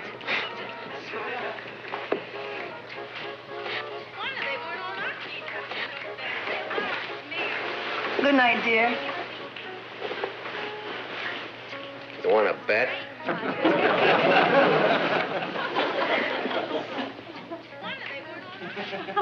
Thanks, Patty and Kathy. It was dreamy. We'll do it again next week. My house next time. Okay. Gee, I hope breakfast is ready when I get home. Bye-bye now. Bye, Patty. Bye. I'm exhausted. It's the first time in my life I've ever stayed up all night. Yeah, but wasn't it a gas? Are human beings allowed in here now? Hi, Papa. Good morning, Uncle Martin. How was the orgy? A blast. Yeah, that's what it sounded like from upstairs. Oh, I'm sorry if we kept you awake. And to think nothing of it, I'm going to curl up with a good newspaper. Your mother is upstairs, sleeping off the party. That's what I'm going to do. I can't stay awake another minute. Me too. Richard's taking me to the movies this afternoon. I don't want to fall asleep in the middle of 13 bony men.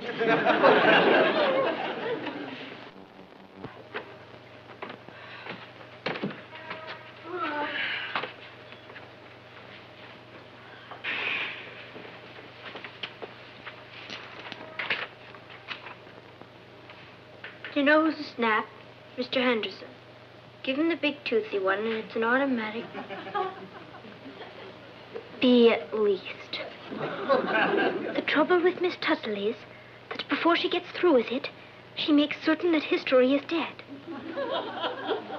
Why, it's exactly what we said last night. Word for word. Observe the handwriting. It's that of Brother Rat. But how could he? I don't know how could he, but we're gonna find out.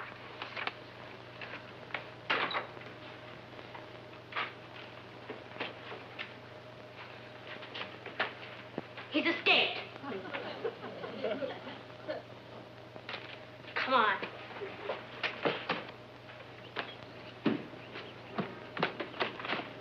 Hey, you. Oh, hi, girls. You promised you weren't going to listen in on us last night. Who says I did? I hand you Exhibit A, and here is Exhibit B. I wasn't sure whether to write that or that new boy, Paul Martin. He's really all-time. Keep talking. Oh, Richard's all right. But Paul has that certain something that Richard hasn't. And you can stand here and tell us you weren't listening? Yep, that's what I'm doing. Standing here and telling you I wasn't listening. Then how? Remember the tape recorder I got for my birthday? You taped that conversation? There's some real juicy stuff on it. I like the part where... Never mind. Locked in the safety vault at the bank, with orders that if anything happens to me, it'll be played at my funeral. It's not in any safety vault. It's this Sunday. Hand it over. See my attorney. I'll see your parents. That's who I'll see right now. One word to Mom or Dad, and I play the tape for Richard. Ross, why are you doing this to me? What have I done to you? Nothing. But all of a sudden last night, it hit me that no matter how old I get, I'll never be older than you. Now, for a while, I can be. I want a little attention paid to me around here. Why are you doing this to me? You're just an innocent bystander. When I find that tape, I'm gonna strangle you with it. You won't find it. By the way, I've got a lot of homework. I'd like it done by tomorrow. Why should I do your homework? Not you, Kathy. I don't want to flunk. Why should I do your homework? The trouble with Miss Tuttle is... Where is it? On my desk.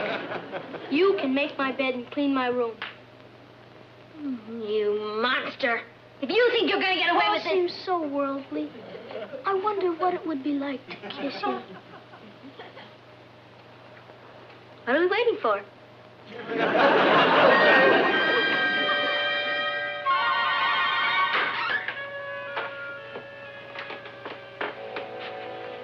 Hi, Richard.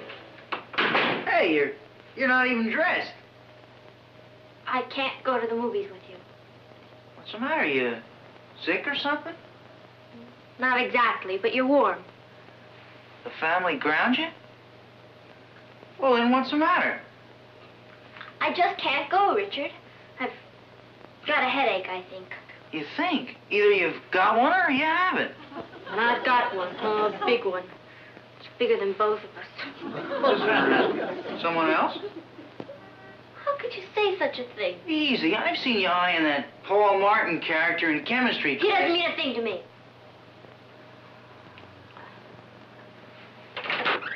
You go on to the movie, Richard. I want you to enjoy yourself. Enjoy myself? Go to a movie alone? I'll never understand women if I live to be 30.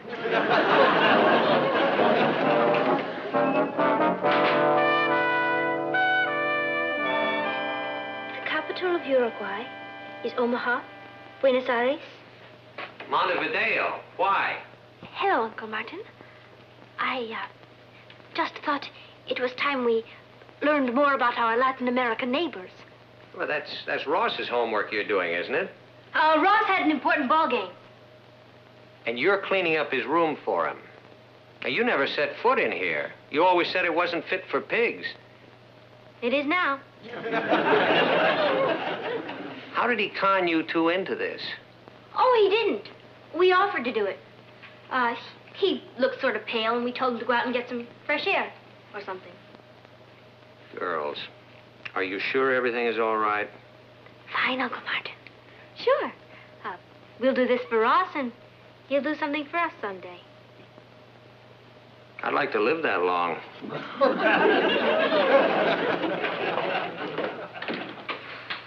We must be more careful. Yeah. Listen, I've got an idea. You take this side of the room and I'll take that side. That tape has got to be here someplace.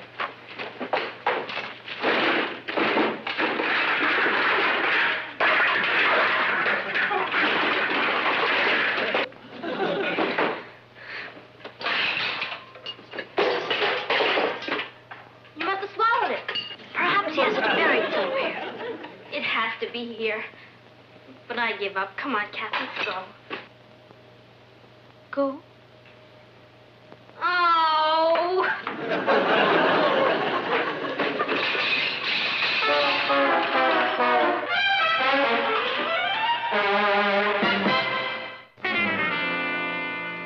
Martin, there's something funny going on around here. I know. Patty and Kathy are upstairs cleaning Ross's room. Well, he had a very important ball game. Patty even broke a date with Richard to go to the movies. Wish I knew what was going on. Why don't we ask this gentleman? I have a feeling he knows. Hi, Mom. Dad? What's wrong? Is my face clean or something? Ross, I saw Kathy doing your homework today.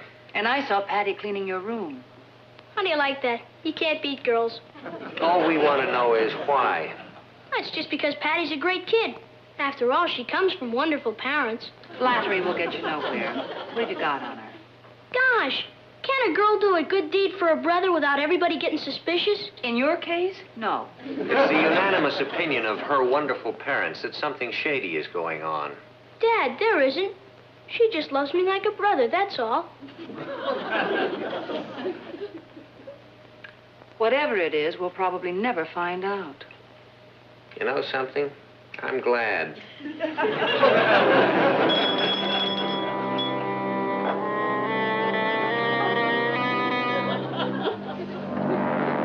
Thanks. You may leave.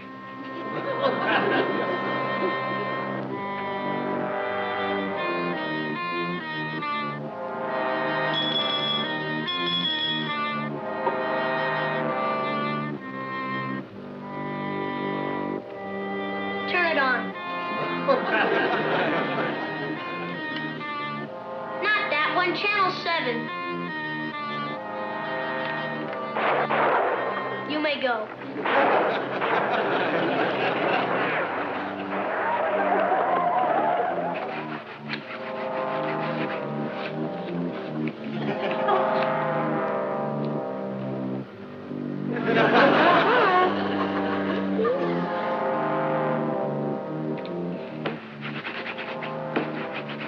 Dear Daddy, the other night I went to my first slumber party. At a slumber party, you don't sleep. Don't ask me why.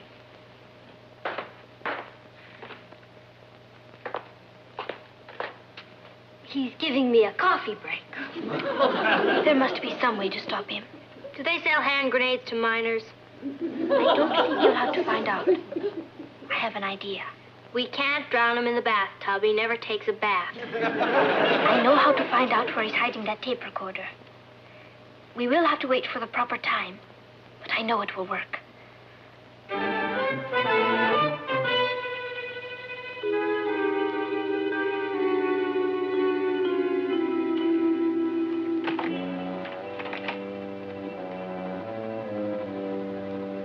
Could I please speak to Paul Martin?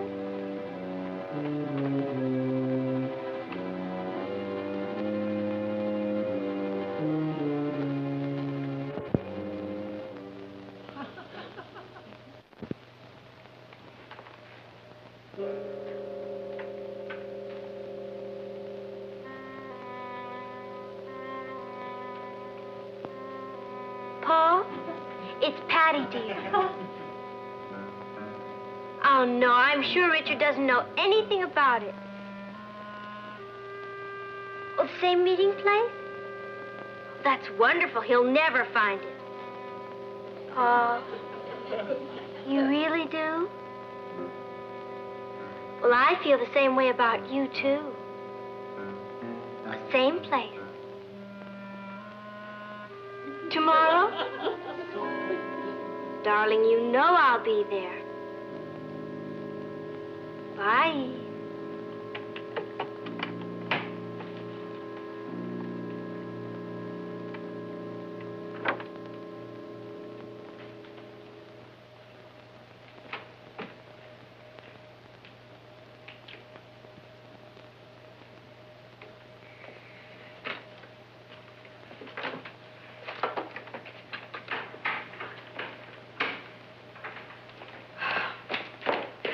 Here is his secret weapon. Thanks, Kath. The reign of the little king is almost over. I shall summon His Majesty. Ross? Ross?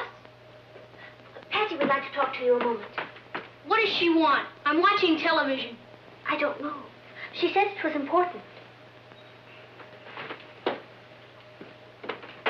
What is it? Come over here where we can't be heard. Listen, I'm worried. Mom and Pop are beginning to wonder about all the service you're getting. So what? What they don't know won't hurt them. What if they find out? Why should they? I fool them all the time. Oh, do you really? Are you kidding? I can wrap them around my little finger anytime I feel like it. You can? How? There's nothing to it.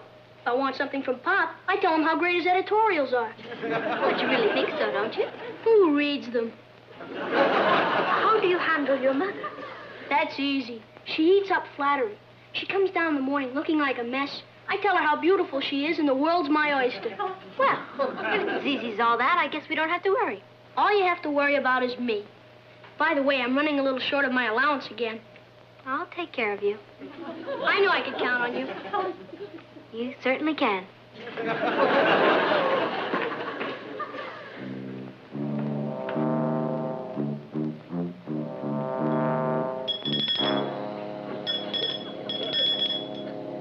Patty!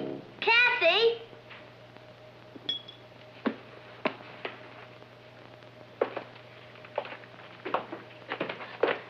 Hey, didn't you hear the bell? Sure, we heard it. Well? We have something for you to hear.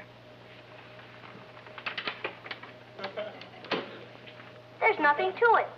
If I want something from Pop, I tell him how great his editorials are. Not this time, buddy boy. The king is dead. Long live the queen. You aren't going to play that for Mom and Dad, are you? You bet we are. I was only showing off. You know I love them. It would hurt their feelings. Look who is suddenly worried about hurting people's feelings. All right, we won't give it to them. As long as you do exactly what we tell you. All right. You may leave. Do you know, Patty? I feel sorry for him. Save your sympathy. We've got him just where we want him. Ross? Hi, Dad.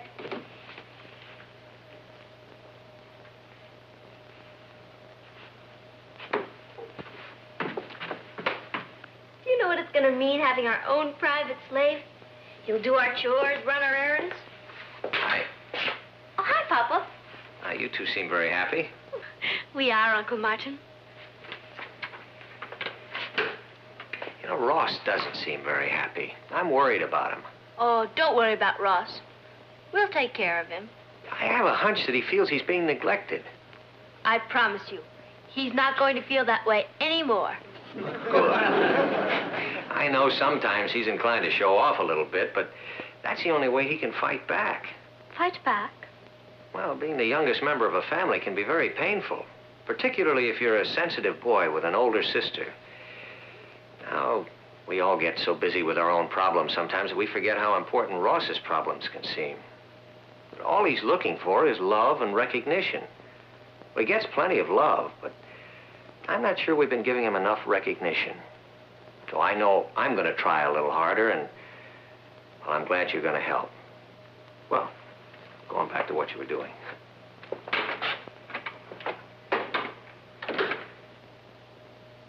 Patty. Don't say it. We lost our slave. Any more hot dogs? I want some more chili. Sure, we're loaded. Do you mean to tell me you ate all that food already? You'll get sick. I don't care. What? If I get sick, you make the best hot dogs and chili in the whole block. Thanks. Promise you won't think I'm a sissy if I tell you something? Promise. I love you.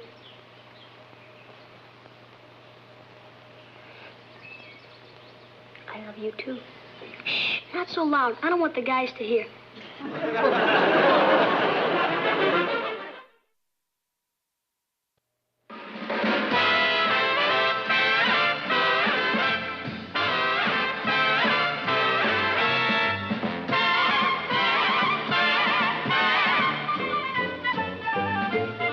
Here's Kathy, who's lived most everywhere, from Zanzibar to Berkeley Square. But Patty's only seen the sights a girl can see from Brooklyn Heights. What a crazy pair! But they're cousins, identical cousins, and you'll find They laugh alike. they walk alike, at times they even talk alike. You can lose your mind when cousins. All the time you've asked me in the last half hour. Here. I don't need a watch. I need a dress. To tell time? To make time with Richard. He was supposed to have picked me up 2 hours ago. Do you know where he is? With Sue Ellen Turner. She has a new evening gown for the Saturday night dance. Richard wouldn't break a date with you. You haven't seen that evening gown. There he is. His Royal Highness has finally decided to show up. Well, he's not going to keep me waiting for 2 hours while he's out with another girl. Patty, don't worry. I'm not going to bawl him out or get hysterical and cry. I'm going to be very aloof. I'm going to be very calm, sophisticated. I'm going to say to him, Richard, that's the most inconsiderate thing I've ever heard of. I've been waiting for you for 2 hours, and if you think you can just come around whenever you feel like it and tell me you're sorry, and that it'll never happen again, and that you want me to take you back, well, I won't do it. I don't care if I ever see you again. Sue Ellen Turner can have you for all I care. Oh, you can take Sue Ellen to the dance Saturday night. Okay, I will.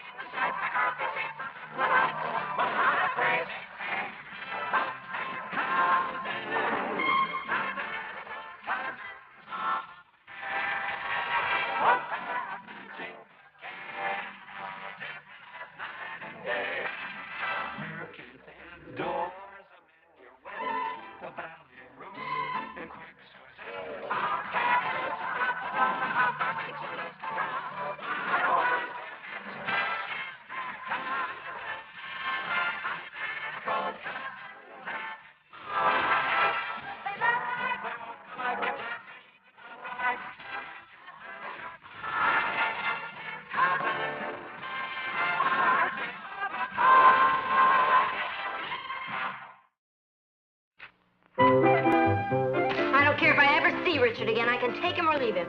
Then why are you so upset? I don't mind leaving him, but I don't want him to leave me. Richard said he misunderstood about Saturday. I'm sure if you called him, everything would work out.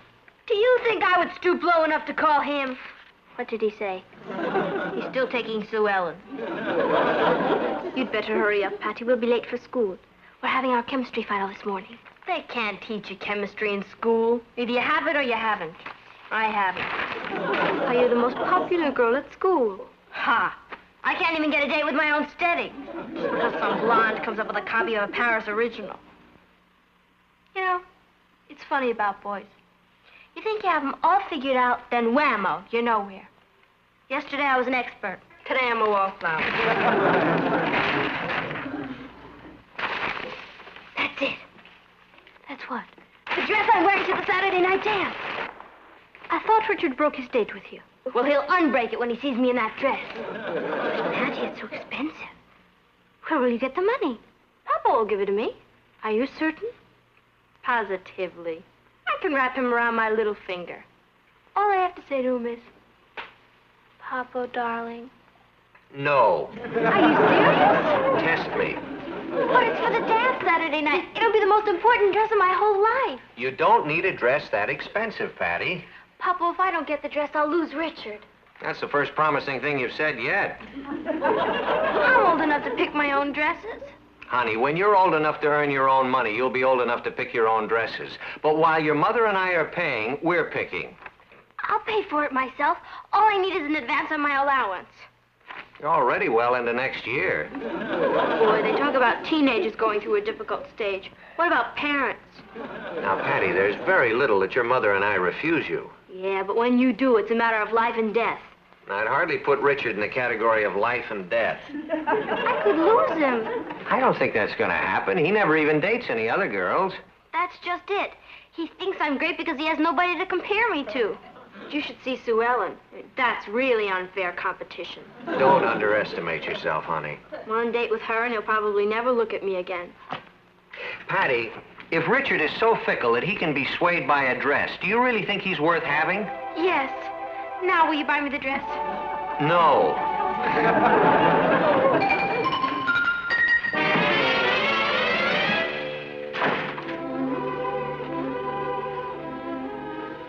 But, Patty, your father said you can't have the dress.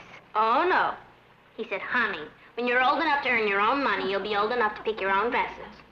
So, all I have to do is think of some business to go into.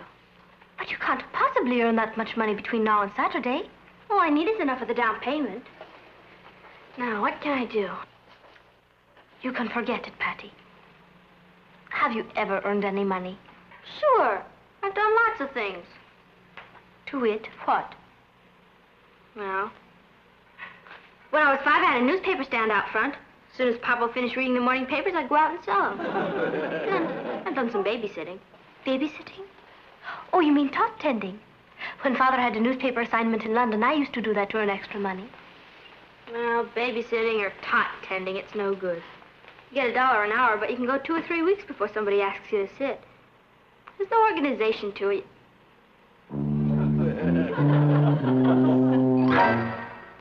An organization for babysitting. And that's why you brought me over here? With all the nutty ideas. Nutty idea? That's what they said about Columbus when he went looking for America. Don't you see? If we organize all the babysitters at school to work for our agency, and they pay us a commission. Why? Because we get them the jobs. The people with the babies call our agency. Why? Because they can make one call and be sure of getting a babysitter trained in talcuming, burping, diapering, and pablumum. And who trains them? We do. All right, I do. But it's silly of me to explain all that to your executive brain. It sure... My what brain? Executive. I mean, you'd be sitting behind that big old desk. Doctor's babysitting service. A one-sitter? Right. What address? Bring. Hold it, please. Doctor's babysitting service, Richard L. Harrison speaking. Bring. One moment, please. Doctor's babysitting service, Richard L. Harrison, president and manager speaking. I mean, you'd be doing all that and assigning the sitters? Okay, boss, 320 Park Avenue. Right, old boss, I'm the double boss. And of course, you'd also be busy handling the agency commissions and putting our profits in the bank. Well, I can see you're gonna need someone to run it for you, or you'll make a mess of it. You said it, boss. Is that, doctor's babysitting service? Well, I sat for Dr. Fletcher once, so I'm a doctor's babysitter. And it's obvious to a big executive brain like yours that calling it that will give parents confidence in us. Won't it? Yes, it will. Yes, it will.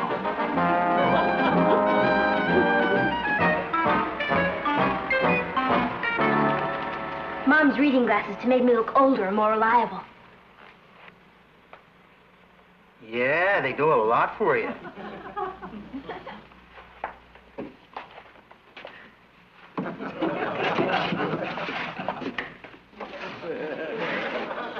J.R. Gresham.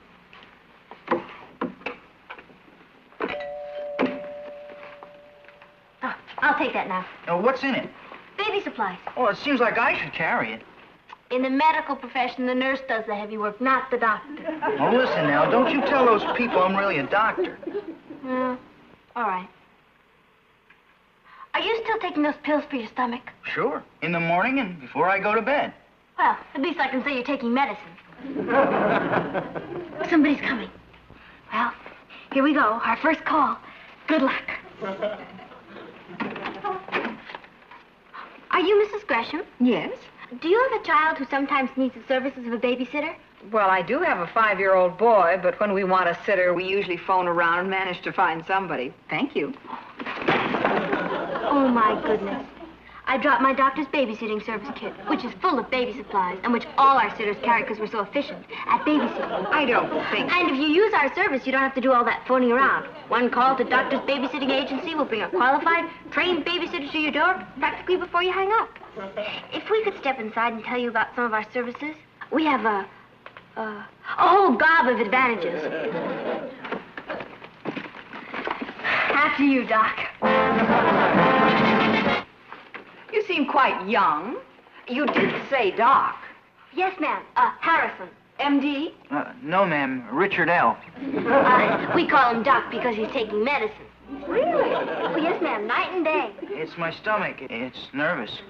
My name is Patricia Lane. Miss Patricia Lane. I have never married. Won't you sit down? At least I can listen to a few of your agency's gobs of advantages. Well, our biggest advantage is that we can always keep an eye on everything. Are you all right? Yes, ma'am. I was just so interested in telling you about our agency's advantages, I didn't see the little old chair. Our other advantage is that all our babysitters are trained in baby care. Well, that is an advantage. Not only are they trained, but wait till you see the kit. Each of our cities carries this doctor's babysitter services baby service kit. It's very complete. Talcum powder, diapers, safety pins, blanket, and rattle. Honey, you know what those landlords have done? They have arranged to bring up that zoning revision at the council meeting tonight. Can they get it passed? Well, not if we get every tenant in the building down there to protest. And that's what we have to do. Now. We can't leave Edmund alone, and they're the other parents. Wait. These youngsters have a babysitting service. You think they're reliable? Well, they're cute and very sincere, and I'm sure they're a lot more conscientious than the teenage sitters that we usually get. Miss Lane, could you get 5 babysitters here by 7 o'clock? Our sitters do have a lot of jobs tonight. 5. Yes, ma'am. Well, you better hurry. Don't worry. We'll be back. Miss Lane, yes? Thank you. We did it. We're in business. You promised her 5 sitters. Now, where are we going to get 5 sitters? Why not? All the kids are in this building. I'll get Kathy. The 3 of us can handle it. And think of the money we're going to make. I wish I really were a doctor. I feel sick. Come on, what can go wrong? I won't know until 7 o'clock. Aren't you ready yet? I'll be there as soon as I can. If I don't post my letter to Father before 8 o'clock, it'll be a day late and he'll worry. Oh, Patty, dear, that's no way to eat your dinner. I know, Mom, but my whole future as a businesswoman and a wife depends on what happens tonight. You don't want me to be an old maid, do you? Hey, where are you going? To work. Remember, you said if I earned it, I could buy it. Buy? Bye. Buy what? Bye,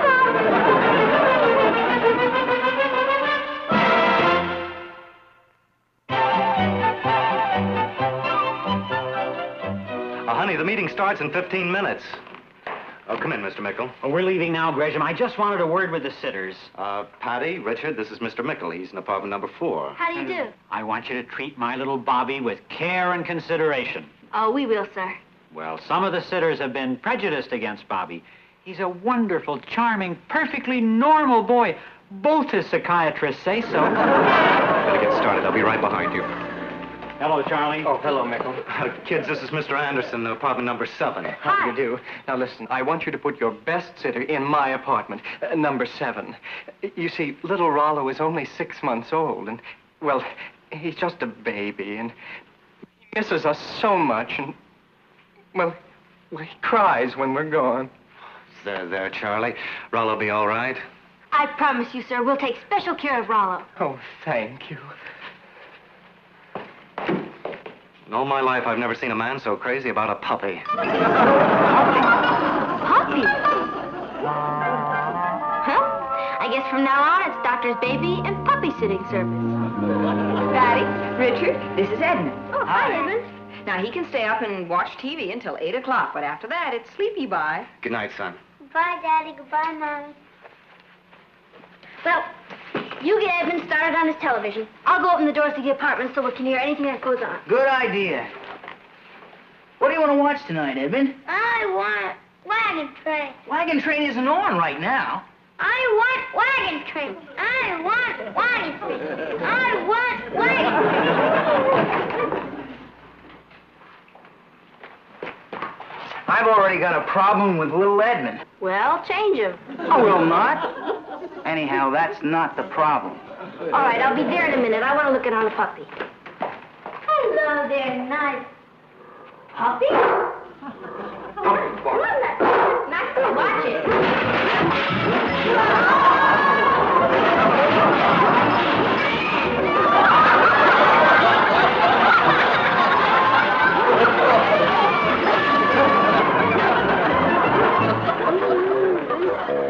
Are you all right?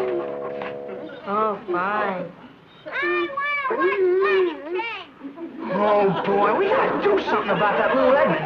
I want to watch wagon train. I want to watch wagon train. Are you the babysitter? Yeah, I am. Could you come in here, please? Number 4. You know, both his psychiatrists. I better handle it. Oh, no. You take the puppy over with Edmund. After Rollo, anything will be a pleasure. Come on, Rollo. Sweet Rollo. Nice Rollo. I can handle him fine. Come on.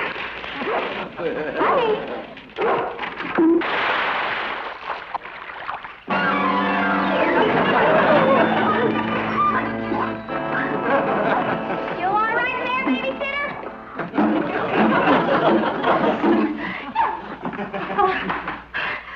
Good. I don't want to knock you off too early.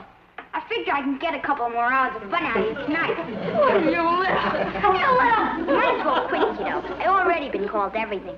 The one I like best is the babysitter killer of Avenue B. That was a mean trick, dropping that bucket of water over the door. Please don't tell anybody, please. Well, I don't know. Please don't. That trick's strictly amateur stuff. You'll ruin my reputation around the neighborhood. Well, you'll be good on... I'll do the best I can. But I'm just a fun-loving little monster. Okay, let's get some action around here. Whoa!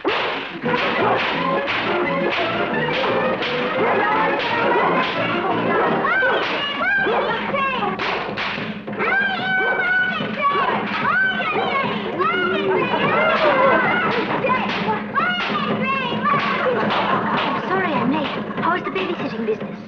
Business? It's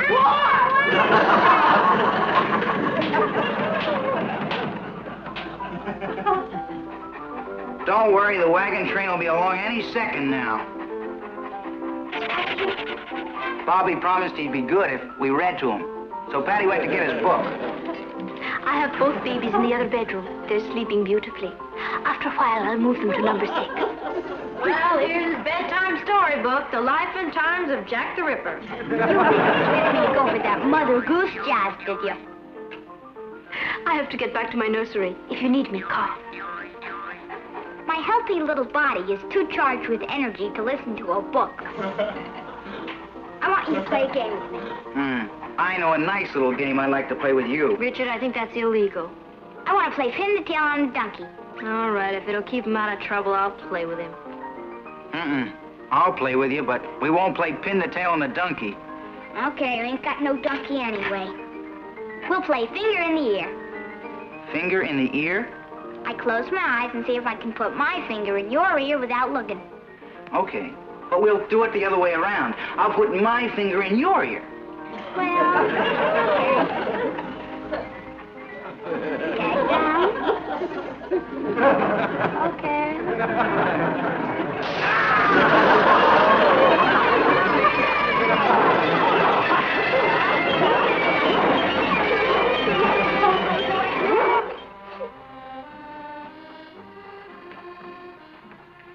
Richard, put him into bed. He's asleep.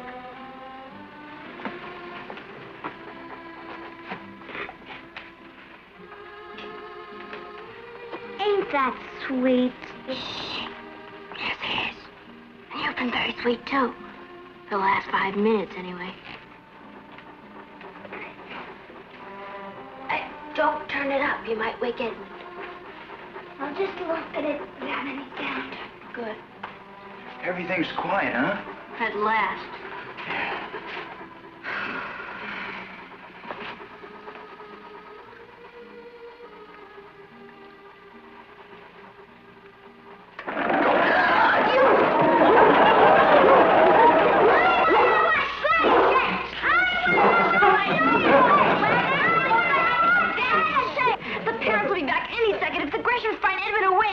Oh, boy, I'm just naturally good at being bad. Put him in bed, babies. I'll get him to sleep.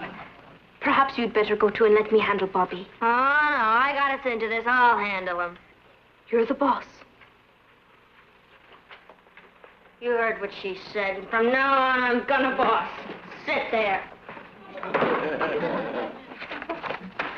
Mother Goose. Old Mother Hubbard went to the cupboard to get her poor dog a bone. When she got there, the cupboard was bare, so the poor dog had none. Oh, look at the puppy in the picture. There's no puppy. There, little bitty puppy. I can see it. Look closer. Where? I don't care how permissive your parents are.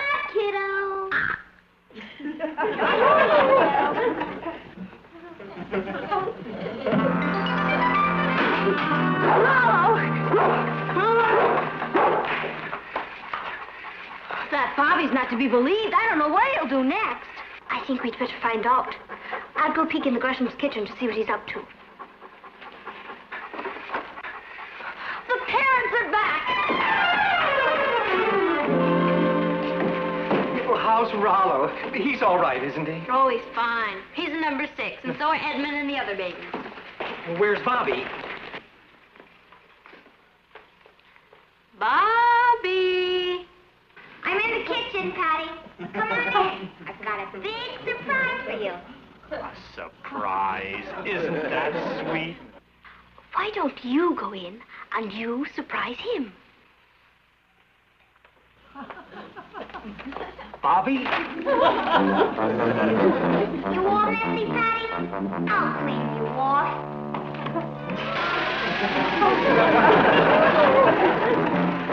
Boy, oh boy, I'm ready. Not tonight. If you're not, you're sure gonna be. Come here.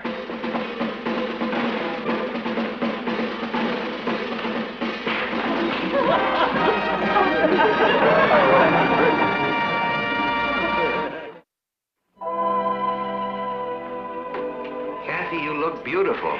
If you didn't have a date tonight, I'd take you to that dance myself. Thank you, Uncle Martin. Isn't Patty ready yet? She's putting on the finishing touches. Raising a daughter is really an education. For instance, men always wonder when it is you women start being late for dates. You start in your teens. We need the practice.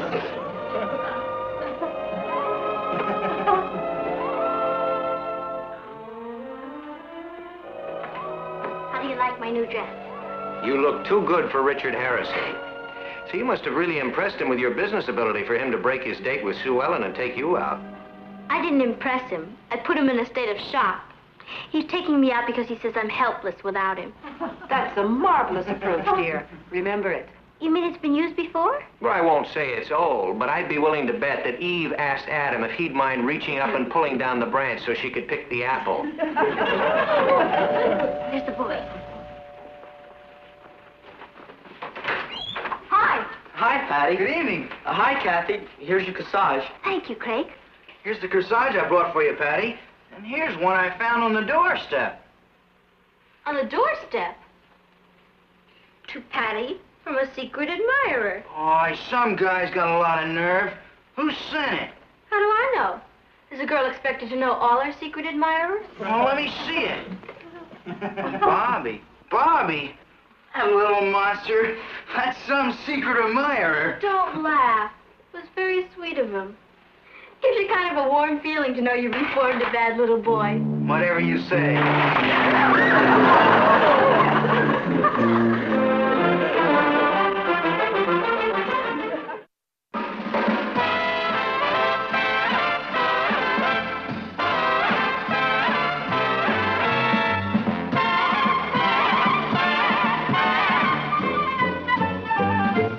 Here's Kathy Kathy, who's lived most everywhere, from Zanzibar to Berkeley Square. But Patty's only seen the sights a girl can see from Brooklyn Heights. What a crazy pair, but they're cousins, identical cousins, and you'll find They laugh alike. they walk alike, at times they even talk alike.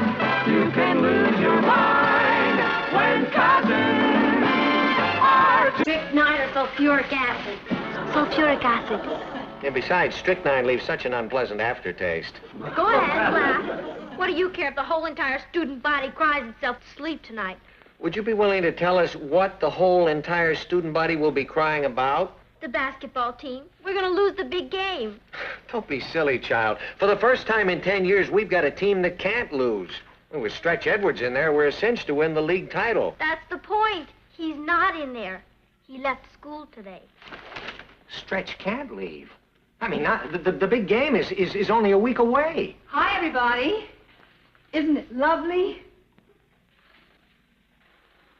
It was expensive, but worth it. Isn't that a Ferranti original? That's right. It's beautiful.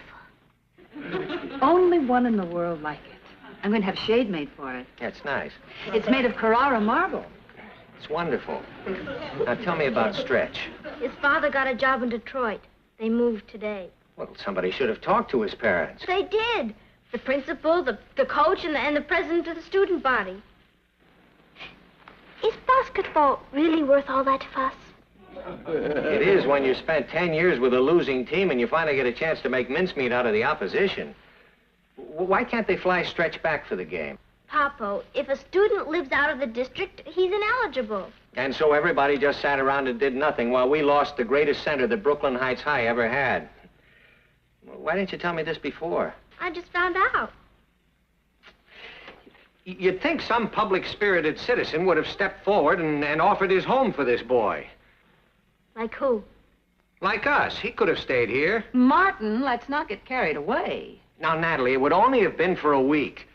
Brooklyn Heights hasn't won a championship for 10 years. Where's your loyalty? It's a shame it's too late. Yeah, he's probably halfway to Detroit by now. You mean you would really have invited him to stay here? Certainly. Why, if that boy weren't on his way to Detroit, he'd be an honored guest in this home tonight. You can come in now, Stretch.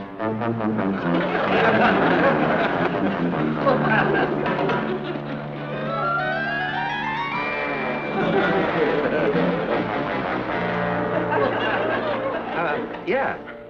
Come on in, Stretch. I sure appreciate your hospitality, Mrs. Lane. Thank you, sir.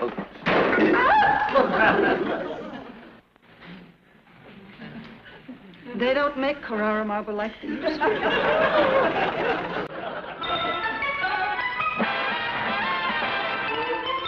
Meet Kathy, who's lived most everywhere, from Zanzibar to Berkeley Square. But Kathy's only seen the sights a girl can see from Brooklyn Heights. What a crazy pair, they're cousins. Cousins all the way. One pair of beautiful kids, different as night and day. Where Kathy adores a minuet, the ballet Russe and Cougar Suzette.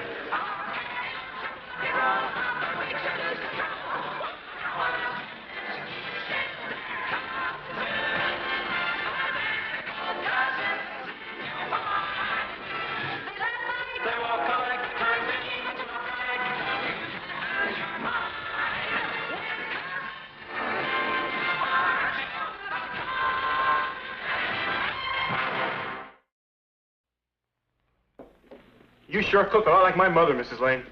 I imagine she spends most of her time in the kitchen. She always said I could eat faster than she could cook. I believe her.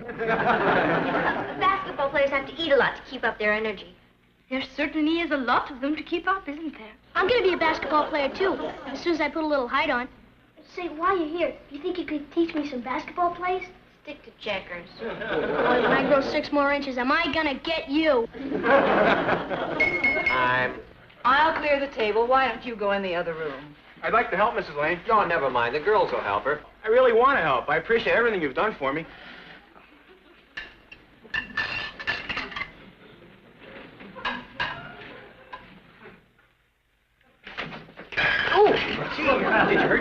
No, I'm fine. It's okay. I'll have it raised. Thanks. Let me help you, Mrs. Lane.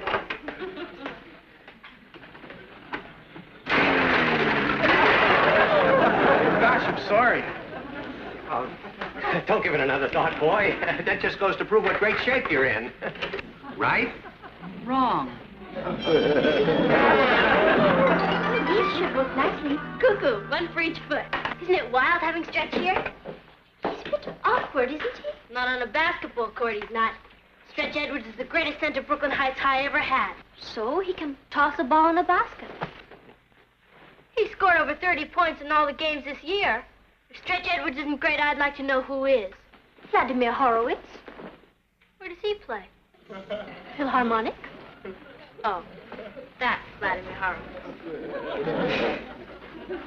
Boy, wait till I tell the guys Stretch Edwards slept here. They'll flip. I sure wish he'd teach me how to play basketball. Gee, this looks great. All set, Stretch. We put an extension on for you. Oh, it feels good. Fit? Sure does. Perfect. Good. You sure you're comfortable? Sure. Thanks a lot. Good night, Stretch. Good night, Daddy. Good night. Good night, Ross. Sleep well. Night, Stretch. Night, Ross.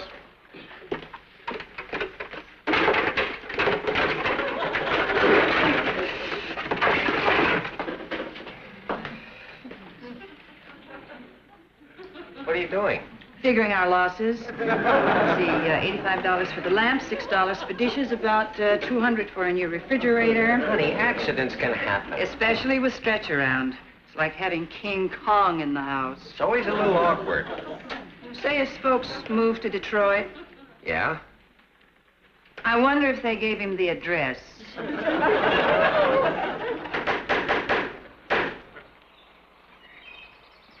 How much? Oh, it's $14.95. Now, don't worry about it. When Stretch leaves, Ross can use it. Hey, come on, Stretch. Try a few shots. Come on. Come on, Stretch. Great, Stretch. Beautiful. Isn't it a little close to the house? Certainly not. That boy's got the eye of an eagle. And the grace of a hippo. There you go.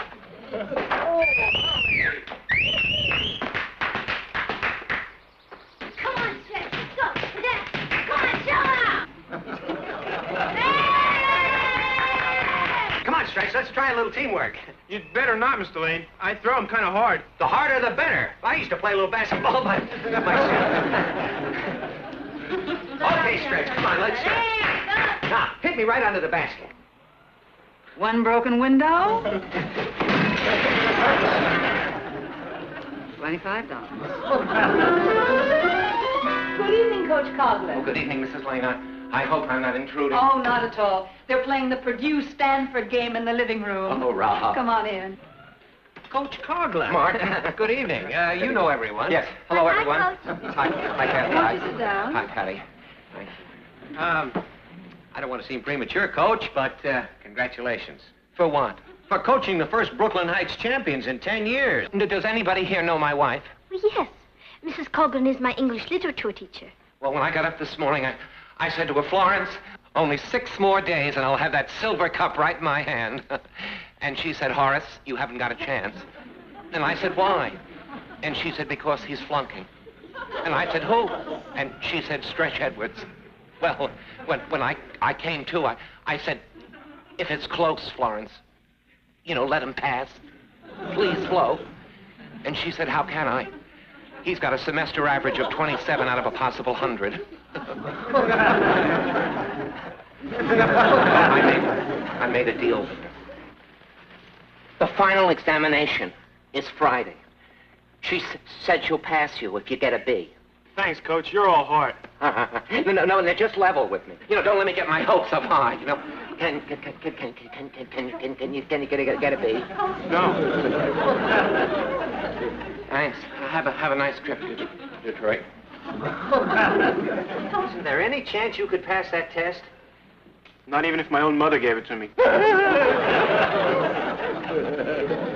Well, it was a beautiful dream while it lasted. No B, no game. Of course Stretch can play, if he wants to. He can?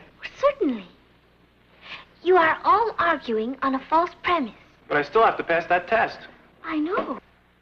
That is the simplest thing in the world. Edgar Allan Poe, American author and critic, born 1809, died 1849. Among his stories were The Murders of the Rue Morgue and The Purloined Letter. His poems, The Raven, The Bells, and Annabel Lee, are noted for their fantastic imagery. Great! Do you think it'll really work? Of course it will. It's psychologically motivated. Repetition is impressed upon the subconscious so that he can draw on the information at any time he pleases. It's a kooky way to win a basketball game, but who might argue with science? There it is, Stretch. The unconscious teacher. Well, we're going to win this game. I don't get it. It's a revolutionary educational technique. It's a cinch. You learn while you're asleep.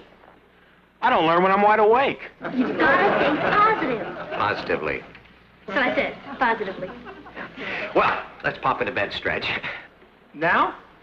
It's only 8 o'clock, Mr. Lane. Who goes to bed at 8 o'clock? I do. I never go to sleep before 10 o'clock. Well, this night is different. This is going to be the most rewarding night's sleep you've ever had. And tomorrow morning, those questions will be what you call a snap. You mean I have to listen to that all night? You don't have to do anything. Your subconscious will do all the work. Now, let's get under the covers. How do you sleep at 8 o'clock? Try closing your eyes for a starter. Good night, Stretch. Good night, Ron. Good night, Dad. Good night, Ron. Good night, Dad. Deep breath. Give the boy a chance. Okay. Now, you be quiet. I won't even brush my teeth. Good. Stretch, I'm sorry. It was an accident. Stretch, do you hear me? It was just an accident. I'm sorry. He's asleep.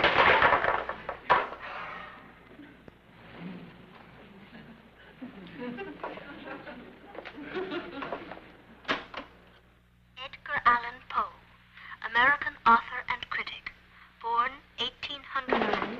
It's not going to keep you awake, is it? Can't even hear it. Good. Murders of the Rue Morgue and The Purloined Letter. His poems, The Raven, The Bells,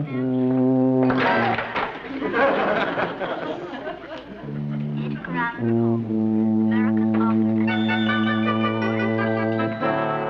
Good morning. Come on, Kath, let's get started. Yeah, go ahead, Kathy. Fire away. Who was Thomas Paine? Thomas Paine. Thomas Paine. The forward of Clinton High. Wrong team, Stretch. He was the forward for the Minutemen. You remember? The Age of Reason, The Rights of Man. What about Edgar Allan Poe? The writer? I knew he could do it. He wrote... I'm sorry. What about Bret Hart? It's no use. I just don't know. Sure you do. He wrote...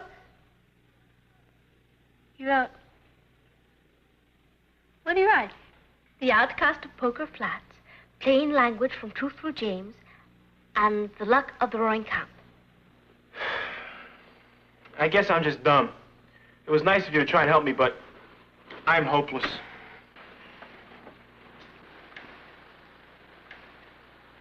Stretch. There goes our last hope. I'm sorry, darling.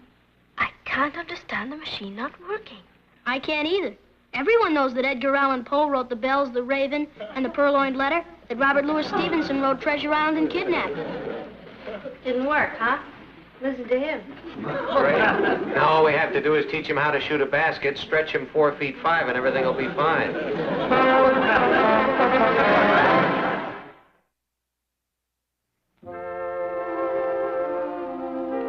Stretch? You're not leaving. What's there to stay for? A lot of people are depending upon you. And I've let them all down. 17 years old and a failure. No, you're not. Oh, why, you're the school hero. Some hero. When I was born, I was a little baby. I mean, little. I was just like everybody else until I was 10. Then all of a sudden, I shot up. And now all I'm good for is playing basketball and helping my father paint the ceiling. Believe me, I wish I needed a ladder. I feel like a freak. You mustn't feel like that, Stretch. I feel silly calling you Stretch. What is your real name? Elliot. I've felt like a freak too, Elliot. My father is a foreign correspondent. Ever since I was a baby, I've traveled all over the world with him. That sounds great. Oh, it was. Except that everywhere we went, I was the new kid. It's not easy for me to make friends. I'm not as outgoing as Patty. So, when I finally did manage to make friends in a new school, in a new country, we'd move on and I'd have to begin all over again. That's rough, Kathy. I learned to fight in a lot of languages. You have no real problem, Elliot. You're tall and a very good athlete. And I'll bet you're very bright, too. You know better than that. You're in my English lit class. I'm a dunce. No, you're not. I've seen you in sessions with Coach Coughlin. Those plays are so complicated I couldn't follow them. That's different. That stuff's simple. Is it?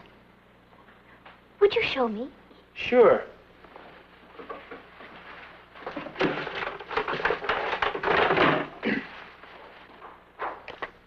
Everything's with numbers.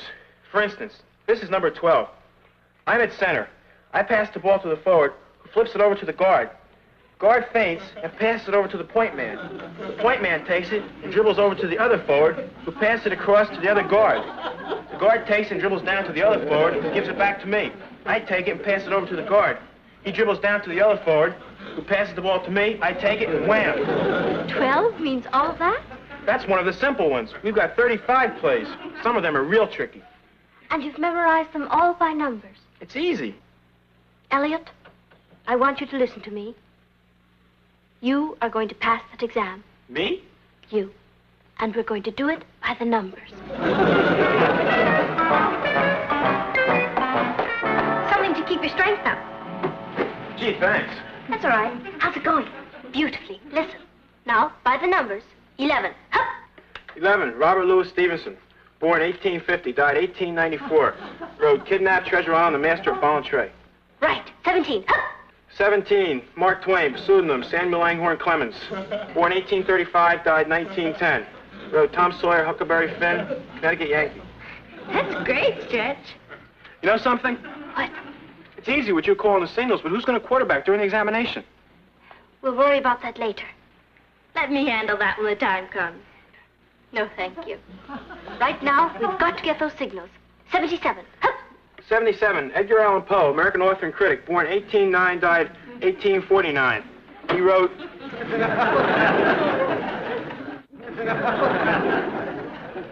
Bells, a purloin letter, and, Is everything all arranged? Chat will be outside the classroom window in exactly 8 minutes. Good show. Hi. Hi. Elliot, how do you feel? I feel a little dizzy. You'll be all right. I hope so. He looks kind of green. He feels a bit warm. He's just nervous about the test.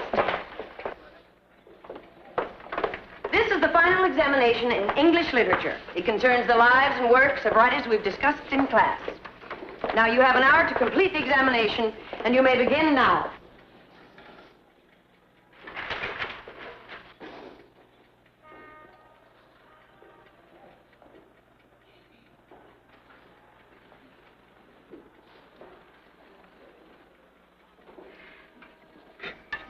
Mrs. Copeland? Yes, Kathy? It's terribly warm in here. May I open the window? Certainly. Thank you.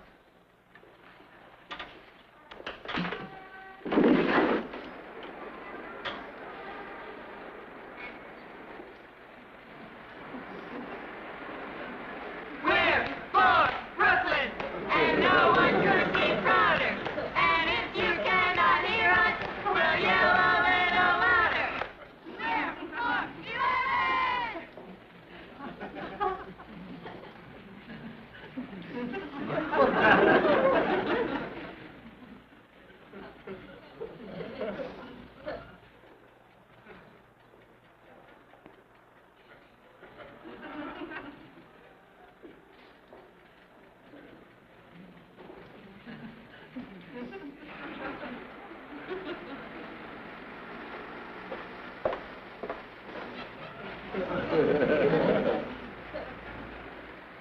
Hello, Mrs. Copeland.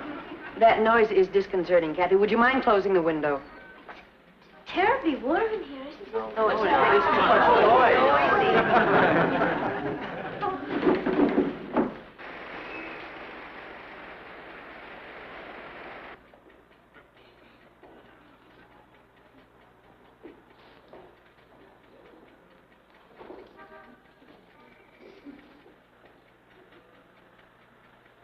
Mrs. Coughlin?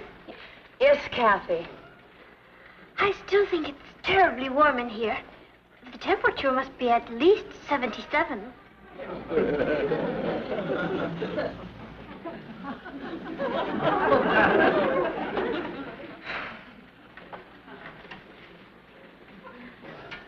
Mrs. Coughlin? What is it now? The clock says it's 14 after 10. Actually, it's 16 after. Well, thank you for calling it to our attention. Don't do it again. Mrs. Coughlin. Kathy. This is room 19, isn't it? I want to put it at the head of my paper. I want you to finish the balance of this examination in the assembly hall. Right now.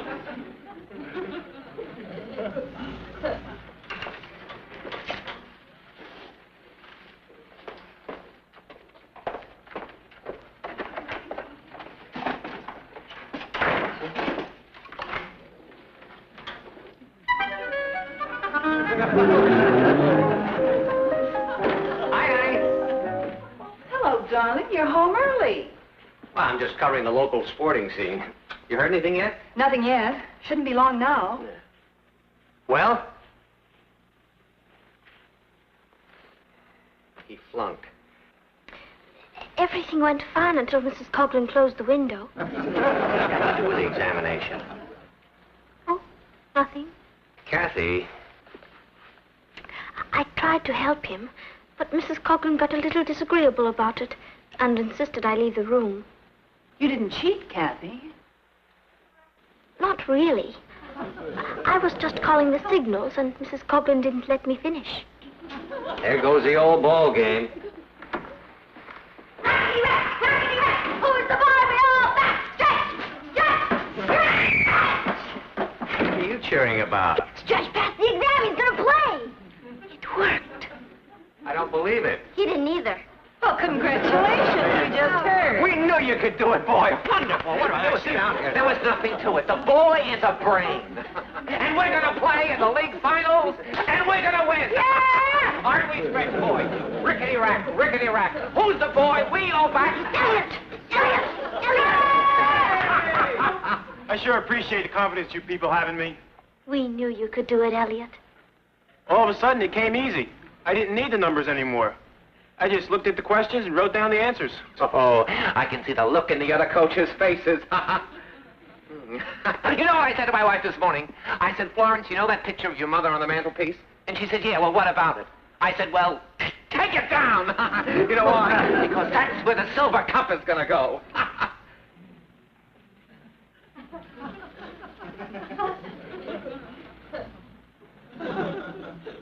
You know why she's not going to take that picture down, Stretch? Why? Because you've got the measles. The measles? The measles?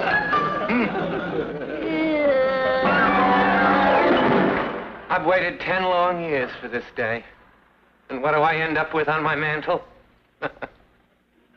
My mother-in-law.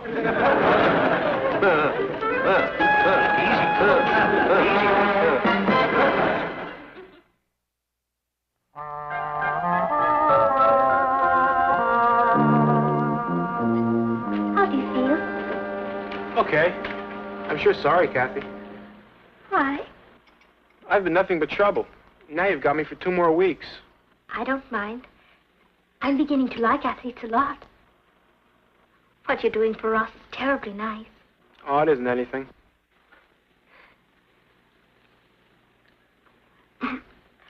Don't forget to drink your water, Elliot. Good night. Good night. Number 68. The center pushes the ball to the guard, flips it over to the forward. The forward takes the ball and throws it to the point man. The point man takes it and dribbles out of the center. The center takes it and throws it to the guard on the left side. The guard on the right side. The man takes it and tries to...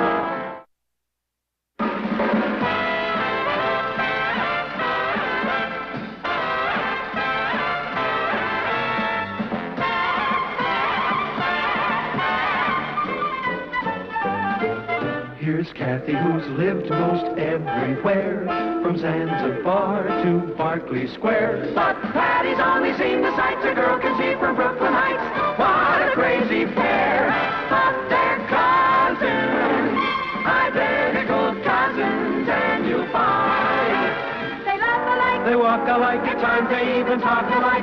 You can lose